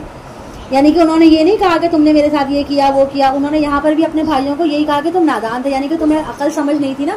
اگر تمہیں عقل سمجھ ہوتی ہے تو تم ایسا کام کبھی نہ کرتے. اور یہ ایسا وقت تھا کہ ان کے بھائیوں کو انہوں نے جتلایا کہ ان کو تو اس وقت وہم و گمان بھی نہیں ہوگا کہ ہم جس کے سامنے کھڑے ہیں وہ بھلا کون ہے. انہوں نے کہا تو کیا آپ یوسف ہیں؟ یوسف علیہ السلام نے فرمایا ہاں میں یوسف ہوں اور یہ میرا بھائی ہے۔ اللہ نے ہم پر بڑا احسان کیا ہے، یقیناً جو تقویٰ کی روش اختیار کرتا ہے اور صبر کرتا ہے اللہ ایسے نیکوکاروں کے اجر کو ضائع نہیں کرتا۔ انہوں نے کہا اللہ کی قسم اللہ نے آپ کو ہم پر فضیلت بخشی ہے اور یقیناً ہم خطا کار ہیں۔ یوسف علیہ السلام نے فرمایا آج کے دن تم لوگوں پر کوئی ملامت نہیں، یعنی کہ یہ کوئی معمولی بات نہیں ہے کہ ایک ہی فقرے میں بات کو ختم کر دیا جائے، لیکن یوسف علیہ السلام کی شخصیت اس قدر اعلیٰ تھی، اتنی عظیم تھی کہ آپ نے اپنے اتنی بڑی خطا کرنے والے بھائیوں کو بغیر کسی شرط کے فوراً معاف کر دیا۔ یغفر اللہ لکم وہو ارحم الراحمین، اللہ تمہیں معاف کرے اور وہ تمام رحم کرنے والوں سے بڑھ کر رحم کرنے والا ہے۔ یہی ہوا تھا نا جب فتح مکہ کے موقع پر نبی پاک صلی اللہ علیہ وسلم نے اپنے تمام مخالفین کو کہا تھا، اب وہ لوگ تو ڈر رہے تھے کہ اب تو ہم مغلوب ہو گئے ہیں اور یہ ہم پر غالب آ گئے ہیں تو پتہ نہیں ہمارے ساتھ کیا سلوک ہوگا، تو انہوں نے اس وقت کہا تھا نا کہ میں آج تمہارے بارے میں وہی کہوں گا جو میرے بھائی یوسف نے کہا تھا کہ جاؤ تم پر آج کوئی گرفت نہیں، لا تثریب علیکم الیوم۔ ہم نے کہا اتنا ظرف ہے کہ ہم کسی کو اس طرح معاف کر سکیں۔ اذهبوا بقمیصی ھذا فالقوه علی وجہ ابی یأتی بصیرا واتونی باہلکم اجمعین، تم میری یہ قمیص لے جاؤ اور جا کر اسے میرے والد کے چہرے پر ڈال دو، آپ علیہ السلام کی بصارت لوٹ آئے گی، اور تم لے آؤ میرے پاس اپنے تمام اہل خانہ کو، اس کو بھی اس کے بھائی کو بھی، اللہ کی رحمت سے مایوس نہ ہونا، یقیناً اللہ کی رحمت سے مایوس تو بس کافر ہی ہوتے ہیں۔ پھر جب وہ لوگ یوسف علیہ السلام کے پاس پہنچے، انہوں نے کہا اے عزیز مصر، ہم پر اور ہمارے اہل و عیال پر بڑی سختی آ گئی ہے اور ہم بہت حقیر سی پونجی لے کر آئے ہیں، لیکن اس کے باوجود آپ ہمارے پیمانے پورے بھر دیجئے اور ہمیں خیرات بھی دیجئے، یقیناً اللہ صدقہ کرنے والوں کو اجر دیتا ہے۔ تو جب حضرت یوسف علیہ السلام نے ساری صورتحال سنی تو بڑا ان کے دل کو دکھ ہوا، بڑا رنج ہوا، کیونکہ وہ نرم دل تھے نا، تو ان سے مزید برداشت نہ ہوا اور انہوں نے اپنے بارے میں جو ہے ان کو صحیح بات بتانے کا فیصلہ کر لیا۔ آپ علیہ السلام نے پوچھا کیا تم لوگوں کو یاد ہے کہ تم نے کیا کیا تھا یوسف اور اس کے بھائی کے ساتھ جبکہ تم نادان تھے؟ یعنی کہ انہوں نے یہ نہیں کہا کہ تم نے میرے ساتھ یہ کیا وہ کیا، انہوں نے یہاں پر بھی اپنے بھائیوں کو یہی کہا کہ تم نادان تھے، یعنی کہ تمہیں عقل سمجھ نہیں تھی نا، اگر تمہیں عقل سمجھ ہوتی ہے تو تم ایسا کام کبھی نہ کرتے۔ اور یہ ایسا وقت تھا کہ ان کی بھائیوں کو انہوں نے جتلایا کہ ان کو تو اس وقت وہم و گمان بھی نہیں ہوگا کہ ہم جس کے سامنے کھڑے ہیں وہ بھلا کون ہے۔ انہوں نے کہا تو کیا آپ یوسف ہیں؟ یوسف علیہ السلام نے فرمایا ہاں میں یوسف ہوں اور یہ میرا بھائی ہے۔ اللہ نے ہم پر بڑا احسان کیا ہے، یقیناً جو تقویٰ کی روش اختیار کرتا ہے اور صبر کرتا ہے اللہ ایسے نیکوکاروں کے اجر کو ضائع نہیں کرتا۔ انہوں نے کہا اللہ کی قسم اللہ نے آپ کو ہم پر فضیلت بخشی ہے اور یقیناً ہم خطا کار ہیں۔ یوسف علیہ السلام نے فرمایا آج کے دن تم لوگوں پر کوئی ملامت نہیں، یعنی کہ یہ کوئی معمولی بات نہیں ہے کہ ایک ہی فقرے میں بات کو ختم کر دیا جائے، لیکن یوسف علیہ السلام کی شخصیت اس قدر اعلیٰ تھی، اتنی عظیم تھی کہ آپ نے اپنے اتنی بڑی خطا کرنے والے بھائیوں کو بغیر کسی شرط کے فوراً معاف کر دیا۔ یغفر اللہ لکم وہو ارحم الراحمین، اللہ تمہیں معاف کرے اور وہ تمام رحم کرنے والوں سے بڑھ کر رحم کرنے والا ہے۔ یہی ہوا تھا نا جب فتح مکہ کے موقع پر نبی پاک صلی اللہ علیہ وسلم نے اپنے تمام مخالفین کو کہا تھا، اب وہ لوگ تو ڈر رہے تھے کہ اب تو ہم مغلوب ہو گئے ہیں اور یہ ہم پر غالب آ گئے ہیں تو پتہ نہیں ہمارے ساتھ کیا سلوک ہوگا، تو انہوں نے اس وقت کہا تھا نا کہ میں آج تمہارے بارے میں وہی کہوں گا جو میرے بھائی یوسف نے کہا تھا کہ جاؤ تم پر آج کوئی گرفت نہیں، لا تثریب علیکم الیوم۔ ہم نے کہا اتنا ظرف ہے کہ ہم کسی کو اس طرح معاف کر سکیں۔ اذهبوا بقمیصی ھذا فالقوه علی وجہ ابی یأتی بصیرا واتونی باہلکم اجمعین، تم میری یہ قمیص لے جاؤ اور جا کر اسے میرے والد کے چہرے پر ڈال دو، آپ علیہ السلام کی بصارت لوٹ آئے گی، اور تم لے آؤ میرے پاس اپنے تمام اہل خانہ کو۔ اور جب قافلہ چلا مصر سے تو ان کے والد نے فرمایا مجھے یوسف کی خوشبو آ رہی ہے، اگر تم لوگ یہ نہ کہو تو کہ میں سٹیا گیا ہوں۔ انہوں نے کہا اللہ کی قسم آپ تو اپنے اسی پرانے خواب میں مبتلا ہیں، یعنی کہ آپ کو شروع سے یہ وہم ہے کہ یوسف زندہ ہے اور آپ کو اس کے ملنے کا یقین ہے، اور آپ کے ذہن پر یہ وہم جو ہے نا غلبے کا اثر ہے جو آپ ایسی باتیں کر رہے ہیں، اور وہی پرانے خیالات یوسف کی خوشبو بن کر آپ کے دماغ میں آ رہے ہیں۔ تو جب آیا بشارت دینے والا اور اس نے ڈالا اس قمیص کو یعقوب علیہ السلام کے چہرے پر تو آپ پھر سے ہو گئے دیکھنے والے، یعنی کہ جیسے یوسف علیہ السلام کی قمیص آپ کے چہرے پر پڑی تو اللہ نے آپ کی بصارت لوٹا دی۔ قال الم اقل لکم انی اعلم من اللہ ما لا تعلمون، آپ علیہ السلام نے فرمایا کیا میں تم سے کہتا نہیں تھا کہ مجھے اللہ کی طرف سے ان چیزوں کا علم نہیں جو تم نہیں جانتے۔ انہوں نے کہا ابا جان ہمارے لیے ہمارے گناہوں کی مغفرت طلب کیجیے، یقیناً ہم ہی خطا کار تھے۔ آپ نے فرمایا ان قریب میں مغفرت طلب کروں گا تمہارے لیے اپنے رب سے، یقیناً وہی بخشنے والا اور رحم کرنے والا، یعنی کہ آپ نے فوری طور پر استغفار نہیں کیا بلکہ وعدہ کیا کہ میں ان قریب تم لوگوں کے لیے اپنے رب سے استغفار کروں گا۔ اس کا مطلب یہ ہے کہ ابھی اپنے بیٹوں کے بارے میں ان کے دل میں رنج اور غصہ برقرار تھا، اور شاید آپ کا خیال ہو کہ میں یوسف سے مل کر ساری تفصیلات معلوم کر رہا ہوں، اس کے بعد تمام معاملات کی صفائی ہو جائے، پھر میں اپنے رب سے ان کے لیے معافی طلب کروں۔ پھر جب وہ سب یوسف کے پاس پہنچے تو انہوں نے جگہ دی اپنے والد کو اپنے پاس، یعنی انہوں نے خصوصی اعزاز میں ان کا استقبال کیا اور کہا کہ آپ لوگ مصر میں داخل ہو جائیں، اللہ نے چاہا تو پورے امن و چین کے ساتھ رہیں گے، یعنی کہ آپ لوگوں کو کوئی پریشانی نہیں ہوگی۔ اور آپ علیہ السلام نے اپنے والد کو اونچے تخت پر بٹھایا اور وہ سب کے سب یوسف کے سامنے سجدے میں گر گئے۔ یہ تعظیمی سجدہ تھا جو کہ پہلی شریعتوں میں جائز تھا، اور جب شریعت محمدی کی تکمیل ہو گئی تو پھر اس تعظیمی سجدے کو جو ہے وہ حرام قرار دے دیا گیا۔ اور اب جو لوگ قبروں پہ بزرگوں کی جا کے سجدہ کرتے ہیں، مزاروں پہ سجدہ کرتے ہیں، تو وہ شرک کا ارتکاب کرتے ہیں۔ وقال یا ابتی ھذا تأویل رؤیایا من قبل، اور یوسف علیہ السلام نے کہا ابا جان یہ ہے تعبیر اس خواب کی جو میں نے بچپن میں دیکھا تھا۔ انہوں نے دیکھا تھا نا کہ 11 ستارے اور سورج اور چاند مجھے سجدہ کر رہے ہیں، ان 11 بھائی اس میں 11 بھائی ستاروں کی مانند، جبکہ والدین جو ہے وہ سورج اور چاند کے حکم میں ہیں۔ قد جعل ربی حقا، میرے رب نے اس کو سچا کر دکھایا اور اس نے مجھ پر بہت احسان کیا جب مجھے قید خانے سے نکلوایا اور آپ لوگوں کو یہاں لے آیا صحرا میں۔ اس کے بعد کہ شیطان نے میرے اور میرے بھائیوں کے درمیان دشمنی ڈال دی تھی، یقیناً میرا رب غیر محسوس طور پر تدبیر کرتا ہے جو چاہتا ہے، یقیناً وہی ہے جو ہر شے کا علم رکھنے والا ہے اور حکمت والا ہے۔ اے میرے رب، تو نے مجھے حکومت بھی عطا کی اور مجھے خوابوں کی تعبیر کا علم بھی سکھایا۔ اے وہ ہستی جس نے آسمان اور زمین کو پیدا کیا ہے، تو ہی میرا کارساز ہے دنیا میں بھی اور آخرت میں بھی۔ مجھے وفات دینا فرما برداری کی حالت میں اور مجھے شامل کر دینا اپنے صالح بندوں میں۔ یہ ہے غیب کی خبروں میں سے جو ہم وحی کرتے ہیں اے محمد آپ کی طرف، اور آپ ان کے پاس موجود نہیں تھے جب انہوں نے اتفاق رائے کیا تھا اپنے معاملے پر، جب وہ لوگ سازش کر رہے تھے، اور بہت سے لوگ ایمان لانے والے نہیں تھے چاہے آپ کتنی ہی خواہش رکھتے ہو۔ اور اے نبی آپ اس پر ان سے کوئی اجر تو نہیں مانگ رہے، یہ قرآن تو تمام جہان والوں کے لیے یاد دہانی ہے، اور کتنی ہی نشانیاں ہیں آسمان اور زمین میں جن پر سے یہ گزرتے ہیں، لیکن یہ ان سے اعراض ہی کرتے ہیں، یعنی منہ موڑ لیتے ہیں۔ اور ان میں سے اکثر لوگ اللہ پر ایمان نہیں رکھتے مگر اس طرح کہ شرک بھی کرتے رہتے ہیں، یعنی کہ ایمان بھی لاتے ہیں، اللہ کو مانتے بھی ہیں مگر ساتھ ساتھ شرک بھی کرتے رہتے ہیں۔ کیا وہ اس سے بے خوف ہو چکے ہیں کہ آج ہم کے ان پر ڈھانپ لینے والی آفت اللہ کے عذاب کی، یا ان کو ڈر بھی نہیں ہے کہ آ جائے ان پر قیامت اچانک اور انہیں احساس تک نہ ہو۔ آپ کہہ دیجئے کہ یہ میرا راستہ ہے، میں اللہ کی طرف بلا رہا ہوں پوری بصیرت کے ساتھ، میں بھی اور وہ لوگ بھی جنہوں نے میری پیروی کی۔ اللہ پاک ہے اور میں ہرگز شرک کرنے والوں میں سے نہیں ہوں۔ اور اے نبی ہم نہیں بھیجتے رہے آپ سے پہلے رسول بنا کر مگر مردوں ہی کو بستیوں والوں میں سے جن کی طرف ہم وحی کرتے رہے ہیں۔ تو کیا یہ لوگ زمین میں گھومے پھرے نہیں ہیں کہ وہ دیکھتے کہ کیا انجام ہوا ان لوگوں کا جو ان سے پہلے تھے، یقیناً آخرت کا گھر بہتر ہے ان لوگوں کے لیے جو تقویٰ کی روش اختیار کریں۔ تو کیا تم لوگ عقل سے کام نہیں لیتے؟ یہاں تک کہ جب رسول مایوس ہو گئے اور لوگ یہ سمجھ بیٹھے کہ ان سے جھوٹ بولا گیا ہے، یعنی کہ اب تک جو لوگ ایمان نہیں لائے تھے وہ مزید دلیر ہو گئے کہ جو کچھ انہوں نے سنا وہ تو سب جھوٹ تھا، اور اگر اتنے عرصے سے ہمیں عذاب کی دھمکیاں مل رہی ہیں وہ پوری نہیں ہوئی تو اس کا مطلب ہے کہ یہ سب جھوٹے ڈراوے ہیں۔ جاءہم نصرنا، تو ان کو ہماری مدد آ پہنچی۔ فنجی من نشاء ولا يرد بأسنا عن القوم المجرمین، بس بچا لیا گیا ان کو جن کو ہم نے چاہا اور ہمارا عذاب پھیرا نہیں جاتا مجرم قوموں سے۔ یقیناً سابقہ اقوام کے واقعات میں ہوش مند لوگوں کے لیے عبرت ہے۔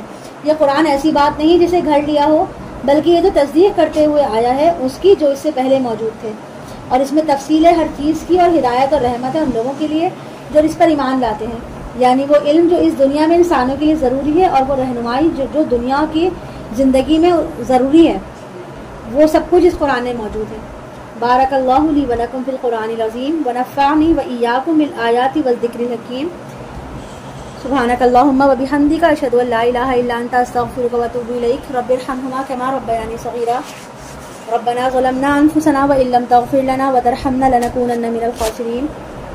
جو کچھ اللہ تعالیٰ ہم نے اس میں سنا ہے، اللہ تعالیٰ اس کو سمجھنے کی اور اس پر عمل کرنے کی ہمیں توفیق عطا فرمائے، اور ہمارے اخلاق کو بھی اتنا بہترین بنائے کہ ہم جو ہے اعلیٰ ظرفی کا مظاہرہ کر سکیں اپنے دنیاوی معاملات میں۔ ربنا تقبل منا انک انت السمیع العلیم وتب علینا وتب علینا وتب علینا انک انت التواب الرحیم۔ آمین رب العالمین۔ السلام علیکم ورحمۃ اللہ وبرکاتہ۔ وعلیکم السلام ورحمۃ اللہ وبرکاتہ۔